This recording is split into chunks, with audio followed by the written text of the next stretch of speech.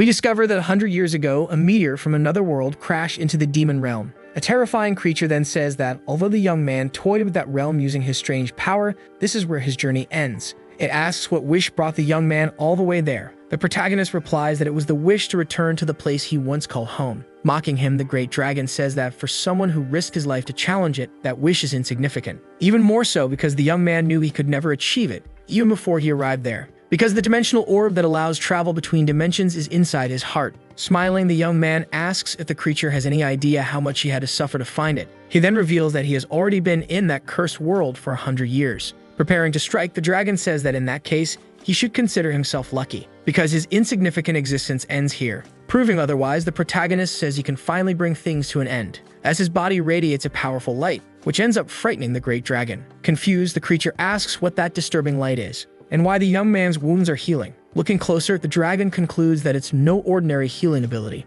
Fully regenerated, the protagonist asks if the monster will remove the dimensional orb on its own, or if he'll have to rip it out. With wide eyes, the creature realizes it's not dealing with an ordinary warrior. But suddenly, something strikes it, making it spit out black goo from its mouth. Grabbing what he needs, our boy apologizes and says he's waited long enough, not even giving the dragon a chance to react. After the attack, the great beast simply collapses to the ground. Min-soo, hunter and healer, observes the glowing item. Frey asks if he spent 100 years just to destroy a damn demon dragon ball. Telling him to shut up, the protagonist absorbs the dimensional orb. After a few minutes, what appears to be a large portal opens beneath his feet. Smiling, he says he's finally going home to his disciples and his younger brother, who are on planet Earth. After a long journey, he awakens in the middle of a forest. Startled, the protagonist sits up abruptly, then calls out for Frey. Frey asks if the boy wants food and says he's busy vomiting in his stomach from motion sickness. Getting to his feet, the protagonist tells him to just digest it already. Frey asks if he's sure, since the result might not be very pleasant. The boy tells him to shut up before he ends up vomiting too, then asks if this is Earth since the landscapes vary depending on the location. With a hand on his chin, the protagonist says the mana flow feels similar to being inside a portal, but suddenly he realizes something is wrong. Frey asks if he was a fraud all along. Yelling, Min-soo says this can't be happening again, referring to the fact that he's now at only 20% of his strength due to a side effect of dimensional travel. A mysterious voice then says the boy had better recover quickly before he gets kicked out. The protagonist says it's not that simple, as last time it took him decades to fully recover. Frey's outraged, but our boy says his abilities can still be used. In another part of the forest, we see a frightened girl who lost track of her companions while fleeing for her life. She wonders why the hell there's an orc this early in the dungeon. Screaming for help, the girl ends up tripping on a rock and falling flat on her face. Looking back, she braces for death, but suddenly Min-soo appears and after taking down the creature, says he has a question to ask. He then asks if this is Earth. Terrified, the girl says yes. Quickly, the protagonist discovers he's in Korea in the year 2037. Thinking aloud, he says he was sucked into another dimension in 2027, which means 100 years in the demon realm equals only 10 years on Earth. Curious, our boy asks who the president is.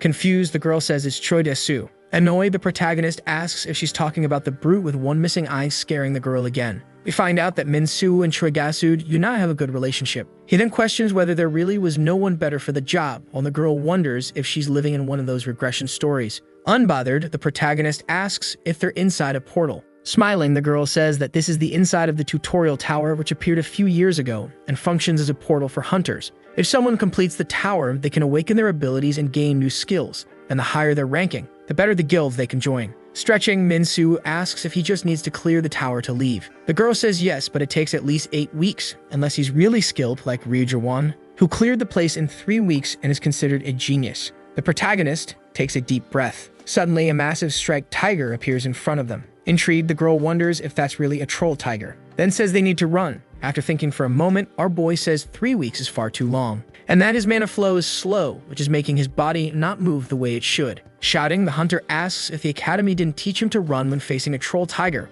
Showing he's not the type to run, Min-soo strikes the tiger without even turning around, and says that 5 days should be enough to clear the tower. Elsewhere, someone informs Min-sejun, master of the Empire Guild, that a hunter has just exited the tutorial tower. Surprised, the man says that's not bad since it's only been 8 weeks since the hunters entered. The girl in front of him then says the problem is that the person wasn't on the original entry list. There's no record proving they even entered the tower, and now the young man is causing trouble outside. Upon seeing a photo of Min-soo, Min-sejun widens his eyes, showing that he knows our boy very well. We return to the girl who was with the protagonist in the forest, clearly shocked. In her thoughts, she wonders how it's even possible for the guy to have cleared the tutorial tower in 5 days. A message appears saying that the status analysis and skill compatibility process is beginning. But suddenly, another message pops up saying the process failed, and that the portal is opening. Suwoo gets ready to leave while the girl stays behind, still in disbelief. Realizing he's about to leave her, she shouts for them to go together, but the protagonist can only think that he's finally in Seoul.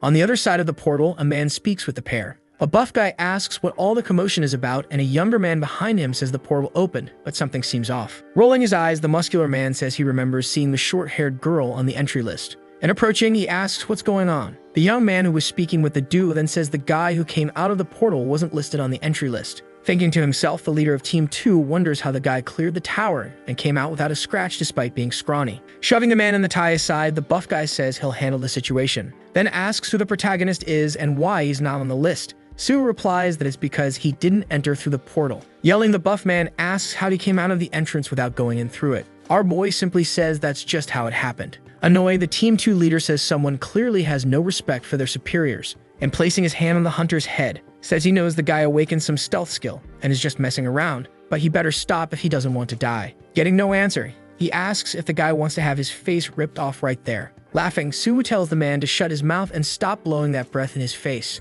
Then says that since he mentioned ripping his face off, he should stop talking and come at him as long as he breathes as little as possible so his bad breath doesn't reach him. Hearing that enrages the Team 2 leader. Cursing at the protagonist, he gets ready to throw a punch. Still smiling, our boy says he already told the man to shut up, then asks if he's deaf or something. Sometime later, we see Sejun and the girl beside him completely speechless, because both the muscular guy and his team are on the ground after getting completely beaten up. The guy in the tie appears and says that the person he reported earlier got into a fight with the security team and then vanished. Turning around, the guild leader asks if there's any footage from the security cameras that captured the culprit. Quickly, the young man shows footage of the exact moment the commotion started. He says that in just a few seconds, the guy took down 5 hunters and vanished, probably using some kind of stealth ability. Disagreeing, the guild master says that actually the young man moves incredibly fast, while thinking to himself that this person really is Suwoo, who apparently hasn't changed at all in 10 years. After a few minutes of silence, Sejun asks for a wanted notice to be issued and says that once they find the young man, they should just say his name and bring him to him. Everyone sets off to begin the search, while the guild master wonders what the hell happened to the boy during all that time and where he might be headed now that he's back. Suddenly, he spots the huntress who exited the portal with the protagonist. Nervously, the young woman says she didn't do anything inside the tower because the mysterious guy handled everything. Smiling, Sejun says that since she came out faster than expected, she must have earned some decent skills. A bit shy, the girl says she received an A-rank ability. Without wasting time, the man asks why she doesn't just stay and sign a contract with the Empire Guild. Hearing this makes the girl explode with joy. She says that doing so would be an honor for her family. Suddenly, someone shows up and says the guild might be called Empire, but they act like bandits. Turning around, the team leader asks the person to watch what they say. Smiling, Ryujiwan, S-rank hunter of the Jomang Guild, says he didn't mean to offend, and that the young man is very meticulous. Koi Sumil, S-rank hunter from the White Lion Guild, says that apparently everyone came after being contacted by the association, then asks if those men on the ground were wiped out by the unregistered awakened. Seeing the state of the security team leader, the gray-haired hunter says that whoever did this is clearly a troublemaker. Agreeing, Choi says they need to find the boy quickly, as he might possess a high-level ability, making him a potential elite talent. Ryu suggests that whoever finds the boy first should have the right to claim him, regardless of what shady methods they use. Suspicious, Sejun just stares at the hunter. Koi says that in that case, each of them will search on their own while keeping the others informed. Walking away, the gray-haired hunter says he'll make a call once he finds the boy. Annoyed, the Empire Guild master says as if that's ever going to happen. Leaving the Empire Guild headquarters, Ryu tells Jinsik to gather all the C and D-rank hunters from Jomgang to form search teams. Curious, the blue-haired young man asks who the hunter wants to find. Turning with a smile, he says it's Min Sejun's younger brother. Elsewhere, Free asks Suwoo why the first place he goes after returning to Earth is a shop that only sells fried chicken. But after trying a piece, the mysterious being asks if that's the legendary golden fried bird and begs to eat more. After devouring it happily, he asks the protagonist where they're going now. Our boy says there's only one place to go, his home. After a few hours, he arrives at a small, simple-looking house and quickly enters through the wooden gate. He remembers how he used to be warmly welcomed there by his father, who always complained that he was late, and by his mother, who greeted him with food while asking him to call his brother. Both of them would come running excited for dinner, but now his home is a mess, full of cobwebs and scattered bottles. That sight does nothing to lift the protagonist's mood. In silence, he sits on the porch, thinking about how he still can't remember his parents' faces and how for some people, forgetting is a gift from God. But for him, it was a curse. We learn that after 100 years in the demon realm, With his human senses weakening and his body trapped in time, Su felt like he would be erased by the curse of forgetting. That's why he clung desperately to his memories of his younger brother and his disciples, so that his life wouldn't become just a distant memory. And that's what kept him alive for a century. Free says the boy's house feels lonely, and that the place they lived in the demon realm was cozier. Getting up, our boy says there's no fried chicken in the other world, instantly ending the creature's argument. The protagonist then says that either way, he only stopped by to take a look. Then asks if now's the time to start looking for the kids to see if they're all doing well after 10 years, including Sejun. Suddenly, someone yells. We see that Su is surrounded by hunters. Ambion introduces himself as a C-rank hunter from the Jomain Guild and asks if the guy knows how long they've been looking for him.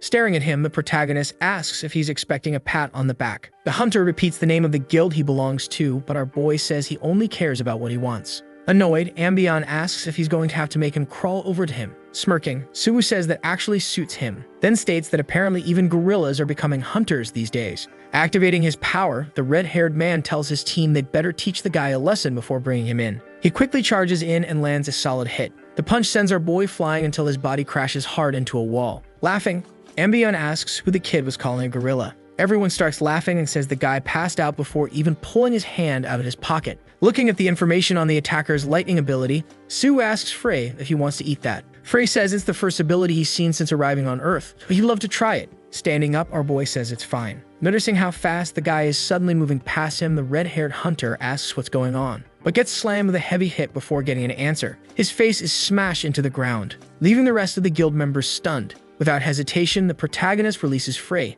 causing a strange symbol to appear on the ground. Once the process is complete, we find out the skill extraction was successful. Frey says that wasn't bad at all, even if it tasted worse than chicken. One of the guild members starts grinding his teeth, clearly furious, then orders the others to attack Sawu. Our boy realizes this is the perfect moment to test the ability he just extracted. As he activates it, Frey says he gets the idea. Multiple rapid strikes are unleashed in succession, making one of the guild guys realize he's completely screwed before even finishing his attack. As expected, the protagonist lands a kick that makes the guy cough up strawberry juice. We find out Suwa used a skill called Vital Point Strike, which works even better with a weapon. And after picking up a knife from the guy he just dropped, he says that even though the blade is dull, he'll give it a test. Suddenly, someone calls out to our boy. He pauses mid-strike to see who's interrupting him. To his surprise, he finds himself face to face with none other than his younger brother, who starts smiling with tears in his eyes, while the protagonist stands there in disbelief, still holding the knife. We learn that 20 years ago, gates opened to a peaceful land, and the world was thrown into chaos.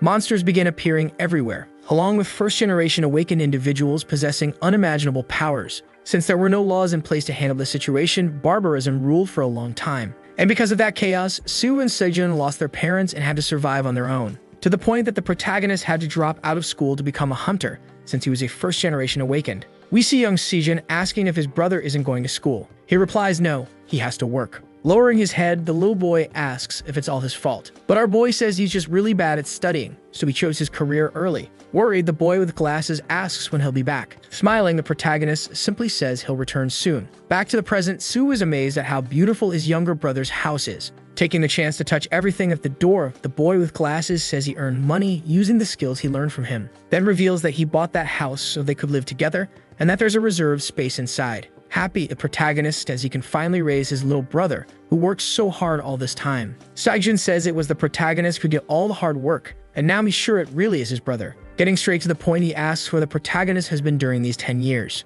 Our boy then tells the young man to take a seat, because he has 100 years of story to tell. After getting cozy and eating, the younger brother says that, to summarize, 10 years ago, the guy defeated the 4th demon lord and was transported to another dimension by an artifact the creature possessed. So for 100 years, he grew stronger with that ability and searched for dragons with dimensional magic until he reached the Dragon King, who, after being defeated, released the dimensional orb that allowed him to return to Earth. Confirming that's exactly what happened, Su says the predator came with him too and is now inside his body. Shocked, Sejun asks if that's some kind of possession, but our boy says Frey is more like a parasite, and that even if it all sounds ridiculous, young man shouldn't think he's gone insane. The guy with glasses says he believes him given the world they live in, and that it's enough just to have his brother back. Looking at information about Dasu, Su says it's now his brother's turn to explain what happened in the country during the past 10 years that allowed a guy like that to become president. Saijun says the man took credit for defeating the 4th Demon King, so he received the title of the greatest first-generation hunter, which allowed him to reach the presidency. Frustrated, the guy with glasses says he can't even imagine what Dasu will do when he finds out his brother is back. Our boy asks if the guys who attacked him earlier are the president's lackeys, But his younger brother shakes his head and says there are 7 representative guilds in South Korea, collectively known as the Heptagram. Those being the Empire Guild, the Infinity Guild, the Jomgang Guild, the White Lion Guild, the Warrior Fighter Guild, the Blue Flower Guild, and the Frozen Soul Guild. And that the ones who attacked him were from the Jomgang Guild, led by the hunter Ryu, someone he'll deal with later. The protagonist then asks about his disciples. Nervously, Sejun says he hasn't spoken to them in a while, and all he knows is that Shilong went back home, while Kang Yehovah is now under Choi Dae-soo's control. A bit surprised, Soo asks about Minjun, only to find out that he died. In disbelief, our boy demands to know who was responsible. The guy with glasses says the boy's body disappeared, so they never found the culprit. But the only ones capable of killing a hunter are other hunters or unregistered awakened individuals. The problem is, even the HMCS couldn't find any clues. Confused, the protagonist asks what HMCS is. Pulling out his laptop, Sejun says it's a special investigation unit that operates on the front lines of crimes against hunters, with the authority to investigate and arrest all awakened criminals. Our boy asks if his brother has any connections inside the organization. He says yes, but it would be better for him not to get involved in dangerous stuff and just use their guild's intel team instead. After thinking for a bit, the protagonist says he doesn't just need information. Concerned, the guy with glasses says the organization deals with all kinds of criminals, and it's way too soon to go there. Determined, Soo says he spent 100 years fighting in another world, which means he's seen and done all sorts of things. Swallowing hard, the Empire Guild leader says he forgot what his brother's nickname used to be, then says he'll contact Y Yeji from the Frozen Soul Guild to arrange a meeting. Thinking to himself, he wonders what exactly happened to Soo in that other world. Suddenly, Soo calls out and says he recognizes the face on the screen. Getting closer, Sejun says that's the team leader from the Gangbuk district, Jonggu, and asks how the boy knows the man. 2 days later, at HMCS headquarters, a man yells that, in any case, those 2 guys are from the 2nd generation. A young man asks what happened, and the Gangbuk team leader says a rookie was just added to his team. The young man is left speechless, while the older man complains that things were different back in his day, and for the 10th time tells the story of how he was a rookie and took a fatal hit,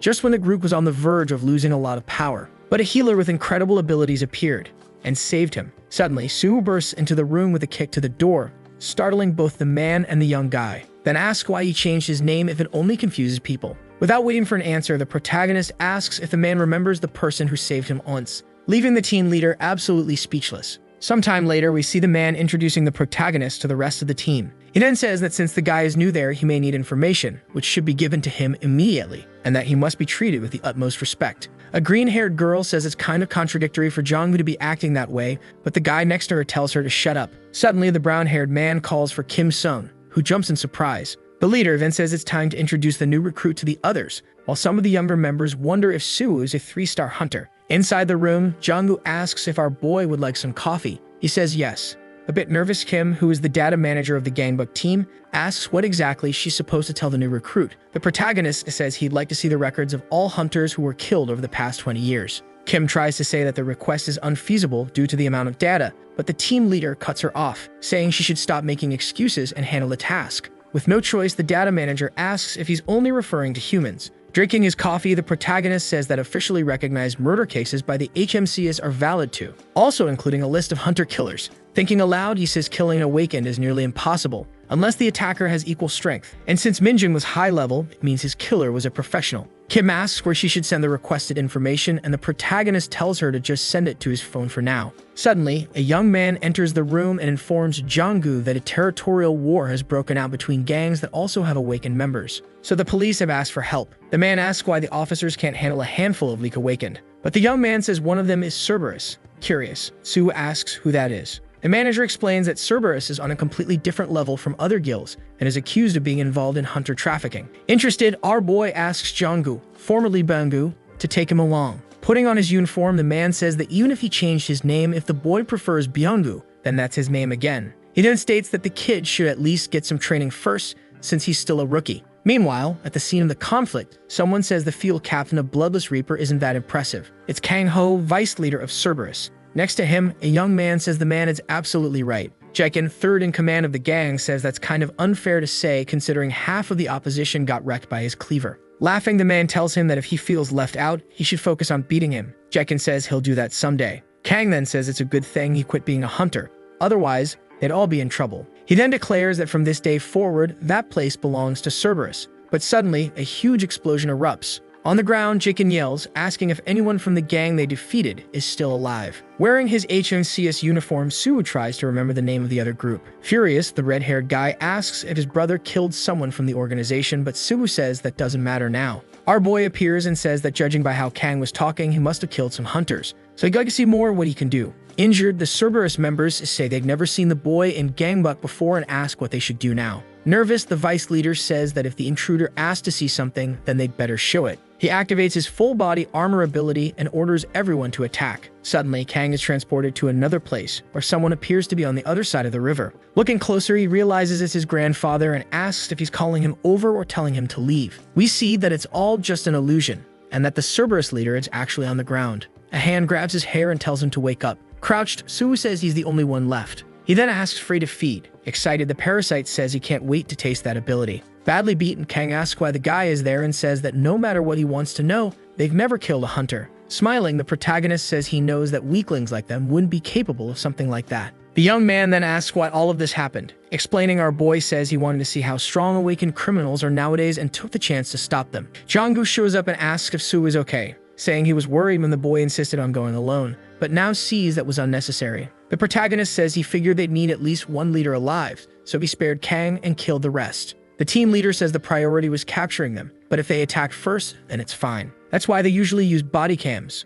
In his thoughts, the man wonders if it was truly necessary. Our boy says he forgot about the camera since he's still new, then asks if the man will cover for him. Without much of a choice, he says yes. Suwoo starts walking out and casually comments that, in any case, he was hit first. Lying, Jonggu says he believes him. Neither of them notices that one member of the group besides Kang actually escaped. The guy quickly calls someone and explains what happened. When he hears that Jikin is dead, Gert, an A-rank hunter from the Red Guild Hong Kong, asks the caller to repeat the last part. Next, we see him leaving the airport with two other men after being informed that the target entered the country. Junyoung from Korea's Hunter Association approaches and offers his condolences for Jikin's death. Gert asks where his brother is. The man with glasses says he's at the Hunter Forensics Department, and that once the body is confirmed, the hunter can head to his accommodations. Smiling, the red-haired man says that sounds suspicious, then claims he heard the one who killed his brother is affiliated with immeasurable. The security officer says he can't comment on anything related to the matter. Irritated, the A-rank hunter asks if he can leave the facility outside the designated hours. Junyoung says no, and if he does, he'll be deported and face disciplinary action among other penalties. With no real options, Gert complains about the guy saying all that and walking away, then calls out for Ryu, who promptly responds. The hunter tells Ryu, a B+ rank hunter, to track down those responsible, while thinking to himself that he's going to rip out the heart of whoever killed his brother. We return to Suwoo, who asks Sijin if all of the boy's belongings were truly taken. Confirming, the man says that after Minjun's murder, his home was completely searched, as they needed to find any mana traces from the culprit. Our boy then asks if it couldn't have just been a robbery gone wrong, since if he looks at the list of stolen items, most were valuable, and the messiness increases the odds that evidence was left behind. Which means, if erasing mana traces had been the goal, setting the place on fire and burning everything would have been the better option. Sijin asks if his brother is suggesting that someone took the opportunity to rob the house after the boy was killed. The protagonist says yes, and that apparently they'll need to dismantle a few gangs. The guy with glasses says finding anything is impossible, but our boy smiles and says they won't know that unless they try. Elsewhere, he wonders why he said that so confidently, and why there are so many thieves in such a small country, so much so that it's been a week and he's found nothing. Frey says he'll help and tells him to turn right, but Suwoo runs straight into a dead end and gets furious. Suddenly, a conversation catches his attention. As he gets closer, he hears a man talking about how HMCS has been cracking down aggressively on the gangs, since they have investigative authority over hunters worldwide. The older man beside him says they're all just government dogs, so all they have to do is kill everyone and end the nonsense, especially since any skilled hunter would rather join a guild. Concerned, the brown-haired man says that since they specialize in stolen hunter goods, maybe they should relocate the warehouse. The protagonist appears and says it's time for the place to be confiscated. The guy with huge teeth says this must be the guy causing chaos among the gangs, while the man with the mustache calls for reinforcements. Our boy says he's busy, and unless they want to die, they'd better tell him where the warehouse is. Reinforcements arrive quickly and ask what's going on. Furious, the chubby guy says the boy has no idea what he's gotten himself into,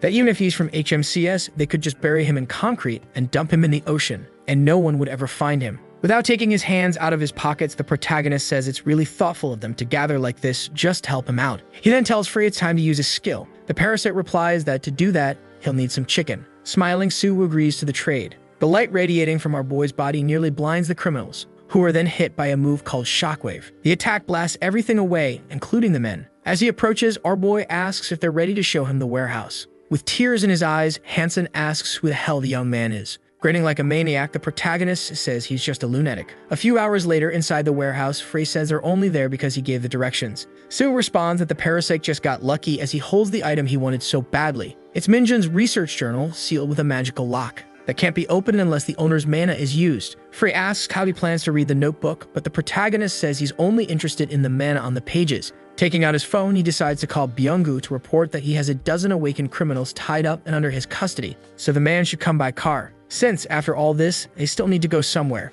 It's revealed that there's a neutral battlefield zone where underground techniques and bizarre abilities are traded. This place is inside a market that sells everything related to abilities called Black Skyfall. Inside, we see a woman sitting in front of a spread of cards. Picking one up, she smiles and says that apparently an interesting guest is on the way. Walking through the city, Sue says not much has changed compared to 10 years ago. Frey comments that the boy seems to be famous since everyone is staring at him and asks if he can grab a bite. Declining, the protagonist says this is a neutral combat zone. Someone suddenly appears and says it's been a while since they've seen the young man. It's Mumyeon, a shaman and one of the 12 bosses of Black Skyfall. Smiling, the woman says she's been expecting him. Inside, she remarks that the protagonist hasn't changed at all in 10 years. Curious, he says the same about her. The shaman then asks what he's been doing for the last 10 years that kept him from reaching out. Handing over Minjun's journal, our boy says it's a long story, and rather than explaining, he'd like to know if she can extract the mana from the notebook. Moonyeon smiles and says as usual, he's still very direct. She then says she'll do as he asked.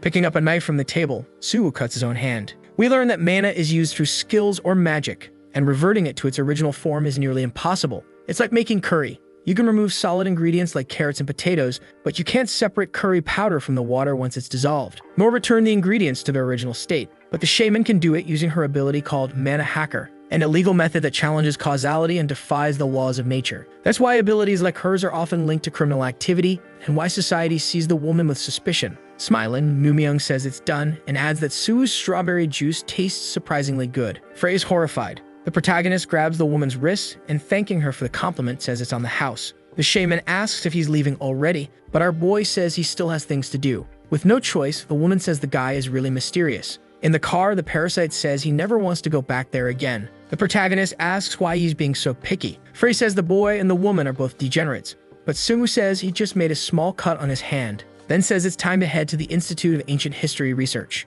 Arriving at the location, he says this is where Minjun was murdered. The parasite claims this is trespassing, but our boy says the building belongs to the Empire Guild and was purchased and preserved by Sejun, who also seems to be struggling to accept the young man's death. Placing his hand on the table, the protagonist says he needs to see the memories from that fateful day. Frey asks if he's really going to use that. Sue says he is, and then activates his ability called Mana Remembrance to experience the emotions felt by the owner of the mana in a specific place. Quickly, we see Minjun with a hooded man. The parasite complains about not being able to see things clearly, but our boy says that's just how it works. After all, it's only possible to experience the target's emotions. Thinking to himself, he says Minjun was never a weak hunter, which means the culprit is highly skilled. Near the image of the young man, Sue tries to understand what could have happened. He asks if it was the work of an order. Suddenly, the hooded man gets closer and asks Minjun to speak louder. Thinking to himself, our boy wonders if his disciple was also part of some organization. Frey asks if he's okay. Ever since arriving in the demon realm, he constantly spoke about Sejun and the disciples he had, even looking for them the moment he stepped back onto Earth. And now he just saw Minjun die before his own eyes. Confused, Sue asks where Frey learned so many words. Without answering, the parasite says he can feel Sue's emotions surging violently to the point of nausea. The protagonist says he's fine and that after 100 years he was bound to break eventually. Suddenly, Yampang appears and asks if he's Sue, then states that the fact the boy wandered around all day made everything very difficult as someone is dying to see him. Crossing his arms, our boy says that apparently there are 6 little rats who want to see him. Narrowing his eyes, the hunter says he'll give the boy 2 choices. The first is to let them tie him up and take him, or the second, resist and be attacked. Choosing the first, Sue says it's better than being attacked. Ryu asks another group member to tie the boy up, but when the young man approaches, he ends up receiving a fatal blow. Smiling, the protagonist says he actually prefers the second option. Furious, the Red Guild hunter says he'll kill him, but someone appears and tells him to stop. With hatred in his eyes, Jurt says he'll take it from here, because the prey is his. Still smiling, Sungu says this is going to be fun. Before doing anything, the guild leader asks if the protagonist is alone, and if he was really the one who killed Jakin, his brother. Scratching his neck, our boy says he's not sure. He doesn't usually ask the name of trash before cleaning it up. Hearing that makes the red-haired man even angrier, to the point he charges straight into the attack, declaring that he'll make the boy regret being born. Rushing, Jurt strikes the first blow, but it's blocked by Suwoo, who asks if he's an A rank. The hunter realizes the young man is a healer and attacking him again says he's nothing but an arrogant brat. Seeing the man blocked again, the other hunters decide to join the fight, but the protagonist suddenly appears in front of them and says he can't let them interfere. Using his lightning ability, he takes the guys down all at once, and excited says it's been a while since things were this interesting. Everyone starts wondering who the boy is while Gert thinks about how he analyzed his movements. After all, none of the speed-type hunters he met in the portal showed that level of precision, which means he'll have to go all out right away. Grabbing one of the guild members by the neck, Suwoo says that if a crime is committed by someone's brother or son, that person must face the punishment, but they prefer to feel wronged even while being criminals. Furious, Jurt asks if he's saying that all criminals deserve to die, then declares that his brother had no choice but to become a criminal to feed him. So the only sinner there is himself, and he must pay with his own life. Screaming, the hunter attacks with his heavenly attack with wolf fangs. Calmly, Suwoo says he won't be able to dodge the strike with a single movement and asks Free to activate an ability. The parasite says he's exhausted, but our boy tells him to activate it one last time. Free agrees, and quickly the protagonist manages to use the neutralize ability, which nullifies the opponent's attributes. Gert realizes what's happening and is left speechless. Shocked, Yampang wonders how the boy has such a high-level ability capable of nullifying a rank a hunter's skill. About to attack, the protagonist asks the red-haired man what would happen if everyone facing hardship decided to become a criminal, then states that he's clearly outdated. With the blow, Gert is sent flying but manages to stay on his feet. The other members get worried, but the hunter orders everyone to stay out of the fight. In launching another attack, he thinks to himself that he will win through close combat. Since the boy will eventually run out of mana, Suwoo quickly jumps to protect himself. Grabbing Gert by the hair, he says the man better not even think about doing that. Punching the hunter in several spots, he asks if the man will take responsibility if the building collapses. Since he prefers to keep using abilities without caring, the red-haired guy continues the attack. Our boy is sent flying as Gert tells Ryu to tie him up. Activating his ability, the guild member says he's confused since the man keeps changing his mind about whether he wants help. Chains appear around the protagonist's body, charging him with full fury. Gert says he'll blow Suwoo up so badly he won't be able to heal. Removing the chains, our boy says congratulations for following in his brother's footsteps. He then attacks with an ability called Life Drain, which absorbs the target's life force. In the blink of an eye, the Red Guild leader looks cadaverous. Shaking all over, Yampang asks if that's really a healer's ability. Suwoo then questions how he could call his first ability that thing and says that, to begin with, he was never a typical healer, because instead of using mana to restore life force, he always preferred to control his own life energy through a process called Life Spirit Sorcery. Approaching the braided hunter, he says it's his turn now. Scared, Yampang says he surrenders. Our boy tells him to shut his mouth, and sometime later wonders if he cleaned up everything. He then remembers his body cam, which this time was clipped to his belt. Looking at the device, he asks Bemu if everything was recorded and says that since he was attacked once again, everything that happened was legitimate self-defense. Completely in shock after watching everything on the computer, the team leader says everything looks fine. The only problem is that the boy hit the live button instead of the record button. Elsewhere, someone says the situation has become complicated for the Ministry of Foreign Affairs and asks when the HMCS started live streaming the annihilation of awakened criminals. A man says the feature has existed for 2 years with the goal of creating promotional videos for HMCS. However, the project failed since the organization couldn't produce high-quality footage. Intrigued, the man with glasses asks why someone so talented would join HMCS. But a woman says the current issue is that the person killed in the video was a guest hunter from the Red Guild. Suddenly, someone arrives and apologizes for keeping everyone waiting. It's Choi Dae-soo, the president of Korea, who then asks what the problem is. A few days later, in the Empire Guild's cafeteria,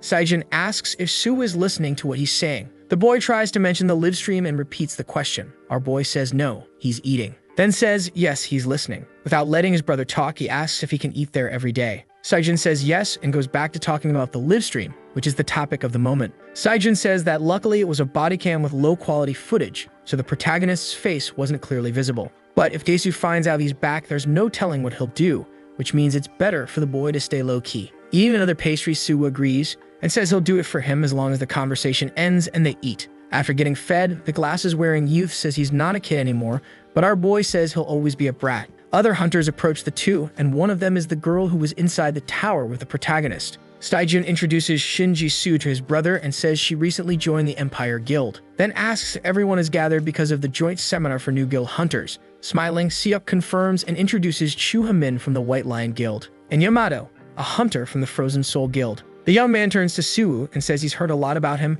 but is only now getting the chance to introduce himself. He then says he's looking forward to working with the protagonist. Smiling, our boy says he's looking forward to working with him too. Butting into the conversation, Chu asks if that's the rookie who stirred up trouble, and says he saw the video of the guy killing Gert, who was kind of his rival, but that he doesn't seem to be the same person from the video. Seok and Shin are shocked by the guy's audacity. Nervously, Sejun says the hunter is being extremely rude to someone he's just meeting for the first time. Mocking, the guy says he only asked a question and that, as always, the Empire Guild is too uptight. Shouting, the boy with the glasses says that actually it's the White Lion Guild that should be ashamed for having such a rude member, and that he's dying to know what Sungil will say about the situation. Chu says that as a direct disciple of Xiaolong, the leader of the Blackwater Lotus would never be intimidated by a threat like that. Eating, Suwoo watches everything silently, because the guy just mentioned the name of one of his disciples. But seeing that things are about to get ugly, he decides to stand up and intervene. He then says that if the guy wants to check if he's really the one from the video, he can go ahead and try, since he's dying to see how well his master trained him. Furious, Chu wonders how the boy dares speak of Xiaolong. However, since they're in the Empire Guild's headquarters, he decides not to do anything. After kicking a chair, he turns around and tells the protagonist to watch his back at night. Seok apologizes for the whole situation, but Sejun says it's fine and tells him to leave. Turning to the front, he tells our boy that he'll take care of the situation later. Sumu says it's not a problem. After all, the young man is the disciple of one of his own disciples. Elsewhere, someone says Sungil can consider the matter resolved. Drinking his tea, the man says the issue could have been handled with documents, but since he came in person, it's an honor to receive him. The leader of the White Lion Guild says he came because he also needed to apologize for the disrespect shown by one of his guild members toward a rookie from HMCS. Smiling, John Ho, director of HMCS, says there's no need for someone of his status to apologize personally, and that he knows he's trying to assess the situation. However, the person he wants to see is currently busy with a task at the prison, selecting awakened criminals. Feigning disappointment, the White Lion leader says he's sorry to hear that and asks if that type of request is rare. The director says it's rare but not unheard of before. Such requests were usually handled by large guilds. But apparently things have changed recently. Standing up, Sungil asks if the man would allow Chu to apologize to the boy in person if he can't manage to do it himself. Jian says yes, after all, the issue was between the two of them. He then wishes the man with glasses a good trip. Leaving the room, the White Lion Guild leader thinks to himself that he won't give up so easily on someone of that caliber. Turning around, he asks his secretary to notify Hunter Chu that he should get ready for a trip. The woman says she understands and asks where she should send him. We're taken to Inshin, where a guard wonders why the MCS team hasn't arrived yet. Another guard says the team should be here soon. Curious, the chubby one asks what all the fuss is about. He then says the inspection season is always exhausting and that everything would be easier if the criminals just behaved. Looking at Xera's Volk's file, he says the man suddenly started a rebellion like he'd lost his mind. The younger guard says the criminal was pretty famous in the underworld and that it was tough for the agencies to capture him. We find out the man is about to be transferred to Gangwon. Inside the cell, a rat starts talking to Volk, saying the organization has already made its move, and if he wants to get out of there, he needs to cause some kind of trouble inside the prison. Standing outside, Sumu wonders if that's really the awakened prison in Inshin. Sometime later, the guard informs Chu that the protagonist just left. Irritated, the guy wonders why prisoner transport has to be so fast, then realizes the bus was actually right behind him, but now it's too late. Getting into the car, he says that apparently he has no choice but to go to Gangwon, and that he hopes to get paid with overtime included. Inside the bus, Sue enjoys an iced coffee. Suddenly, Volk calls his attention and says watching him drink everything alone is hurting his feelings. Our boy doesn't care. The man then asks if he's the warden of the prison he's being transferred to.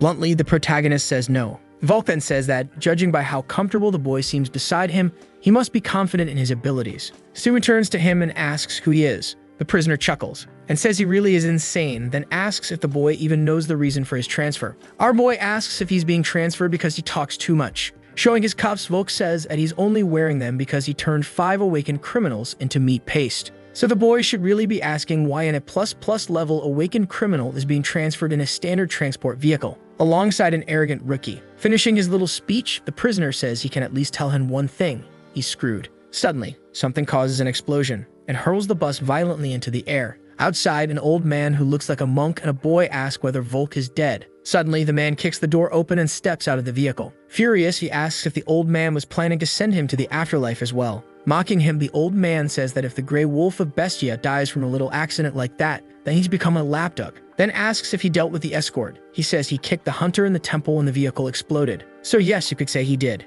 Impatient, Volk asks if the purple-haired boy could take off his cuffs a little faster, but the boy says only if he wants to lose his wrists. After a few minutes, the chain snaps in half. The prisoner then says he thought he was going to die of boredom. Snapping back, the boy says it's only been a few months since he was imprisoned. Suddenly, someone orders the trio to freeze. It's Chu, who says he was wondering why Volk chose such a dark, secluded road. He then claims that Sumu can't be anything special if he got taken down by people like them. Getting ready to attack, the guy asks which organization they belong to, unless of course they prefer a beating first. The purple-haired boy says he knows the hunter and asks when he started following them. The old man notes that Chu is alone, which gets Volk excited. Annoyed, the brown-haired guy tells them to stop whispering and just say who they are. The prisoner asks if he really needs to know, since he's going to die anyway. In the blink of an eye, Ceres takes on his wolf form. Nervously, Chu thinks to himself that he needs to defeat the man to force him back to normal. He then activates his ability called Azura Diamond Rage, which covers his entire body in armor. The two charge into battle without hesitation. Defending against the blows, Volk realizes that fighting the guy alone would have been a problem. While Chu thinks he can feel that he's causing damage, but for some reason, his opponent is still standing. The criminal asks if this is some kind of welcome massage service. Watching the fight, the old man says they don't have time to waste and asks the boy to finish it. Obeying, the young man activates his 10-headed viper ability, causing snakes to appear and attempt to restrain Chu, who starts running. Unsuccessfully, he ends up captured. Volk then says the White Lion Guild folks really aren't anything special. After taking a punch, the hunter crashes to the ground while the criminal says that in the back alleys, he's just another loser. Looking up, the brown-haired boy says Volk is getting cocky for someone who needs help to fight one person. The wolf kicks the hunter and tells him to just wait quietly for backup. Suddenly, the old man tells Volk to finish the job. Preparing to strike the fatal blow, the criminal asks if Chu would like to say any last words, though he won't be listening. Thinking, the hunter says it's unbelievable that this is how it ends for him. But luckily, a bright yellow light appears, forcing everyone to leap away for safety. Still tied up, Chu ends up getting hit. Subu then asks if it was Xiaolong who taught him to give up in front of the enemy. Shocked, the hunter asks how he's even still alive. Activating the camera, the protagonist asks which button he's supposed to press to record. Volk says that's impossible since he crushed the guy's skull before leaving. Also surprised, the old man says the kid was dead and that the boy doesn't have an ordinary ability. Furious, Chu tells the protagonist to wait for backup. After listing all the crimes the trio committed, including disturbing his sacred coffee time, Siwoo says that by the authority of HMCS, the three people present are considered criminals and therefore will pay here and now for their crimes. Still with his back turned, Siwoo tells Chu to stay down and just watch. After all, Ashura isn't a skill made only for striking. Charging forward, Volk asks what the hell the protagonist is talking about. But as he gets closer, he receives a punch right in the face instead of an answer. Sending the enemy flying, our boy says that this is a technique designed for piercing. Mouth agape, the White Lion Guild hunter wonders how the boy knows a technique created by Xiaolong. Explaining further, Suwu says you need to drain the strawberry juice first to properly tenderize the meat. Suddenly, a massive explosion occurs, caused by the monk-like old man who used his ability called Maharaga. The problem is, our boy managed to dodge it. Showing little reaction, the protagonist says the man truly didn't waste his years of life. Frey asks if he can eat that ability, but Simu says it would be way too costly. Still in shock, Chu asks who the hell our boy is and how he knows his master's technique. Suddenly, the old man activates another ability and tells the protagonist not to move recklessly, unless he wants to see his hunter colleague get crushed. Smiling, Sue asks if, while he was busy beating the life out of Volk, the man was planning something behind his back. The monk says it's not a threat, just an agreement, so if the boy releases the wolf, he'll release the hunter as well, and everyone can walk away in silence. Cleaning out his ear, the protagonist says that if he weren't searching for something, he wouldn't have taken on that mission. Besides, Chu can take a beating. Surprised, the old man asks what he means. They're not on the same side. Answering, the protagonist says the only allies here are him and Volk. Getting straight to the point, our boy says he knows the two of them are hunter killers, who likely work for a large organization given the cursed tools they carry. Preparing to attack, the bald man asks why he came alone if he already knew all this. With a dark look, Suwu says he's here to find out who they work for. Frightened, the old man tells him not to take another step. Unbothered, the protagonist activates his shockwave ability, which ends up overloading the old man's cursed tool. Backing away, thinks that should be impossible with a normal human's mana density. Thinking to himself, Suwu says he's already 40% restored, which means proper warm-ups are having a bigger effect than he expected. Growing impatient, he tells the old man to stop wasting time. He doesn't have many years left anyway. Showing he won't give up, the man asks if the boy really thinks he'll make them talk so easily, even knowing that anyone affiliated with an organization signs a silence pact, which is sealed with the signer's mana. Volk finally regains consciousness, and the old man asks if he's recovered his strength. Smiling, the protagonist asks if this is all because they're afraid of dying. Then says if that's the case, they don't need to worry, just die a few more times and they'll get used to it. Realizing things are about to get ugly, the bald man screams at Volk to do something. Furious, he says he gets it, and charging in declares that even if it kills him, he'll destroy the boy. Suddenly, Chu appears and says that no, he won't. Wiping his mouth, the hunter says that now they'll finally fight on equal footing. Volk says he should have stayed down instead of getting involved, but Chu says that this is where the fun begins. Su activates his ability called 1,000 Winds, causing tornadoes of light to appear and swirl around the enemies, lifting them off their feet. Grabbing the old man by the neck, our boy asks what it feels like to be on the brink of death. Unable to break free, the monk just makes strange noises. Su then asks how long it'll take until he's ready to answer his questions. With drool dripping from his mouth, the old man asks what the boy is. The protagonist says that apparently once isn't enough, while Chu thinks the whole thing is insane, because the boy is slowly healing the enemy before he dies with a ridiculously overpowered healing ability. Arms crossed, our boy asks for the third time who the man works for. Exhausted, Volk begs the old man to just tell him. He finally says the name, Bestia. Hearing that makes the protagonist excited. Injured, the monk thinks that before he had his doubts, but now that he's seen the boy's abilities, he's sure that the kid is one of the 3 long-lost legends known as Mad Dog. Approaching, our boy says that now that their mounts are working, it's time for a little chat, because he needs to know who the snake-like member is. We learn that there's a group of elite hunter-killers, whose leader is named Crow. In that world, they have significant influence both in skill and in the number of contracts. That's why the old man, a first-generation hunter who had stayed hidden in the shadows, had no reason to refuse the organization's invitation. But for assassins within the group, secrecy about fellow members is a fundamental rule, which means that until their heads roll, loyalty is the organization's highest commandment. In his thoughts, the bald man says that in all 15 years as a member, he never imagined he would betray the group. But after experiencing true death multiple times, his lips began moving on their own. Out loud, he says that the person in the image is a member of Bestia, named Black Mamba. Our boy finds the name interesting, then says he has one more question, because he needs to know if the duo was involved in the assassination order for Hunter Minjin. Volk simply lowers his head as if confirming. Trembling, he thinks about how awful the sensation is. The old man then says that even though they are part of the organization, they are still independent members. They don't know each other's identities or whereabouts, but there's a reason he was sent to retrieve Volk. It's the biannual organizational meeting happening in a week, and the order wants the man to attend. But if Su wants, they can tell him where it'll take place and even help him, because now they want to become his subordinates. Surprised, Shu asks what the hell is going on, and calling the protagonist brother says he can't seriously be considering that offer. Our boy says he's not his brother, but the hunter says that since he used Azura, he must be related to Xeolong, or maybe even his master's master, so he should accept him as a disciple instead of those two. Su tells him to shut up while thinking that all he wants are the details on Black Mamba. However, if his plan leaks to the organization through the duo, things could turn ugly. So our boy concludes that he'll accept the criminals as his subordinates, leaving Shu in shock. Happy, the old man says both of them will be loyal and never get in the boy's way. The protagonist says there's one condition. He needs to be sure he won't be betrayed again, so the two of them must take a mana oath. Outraged, Volk says that contract seals a person's mana core if broken.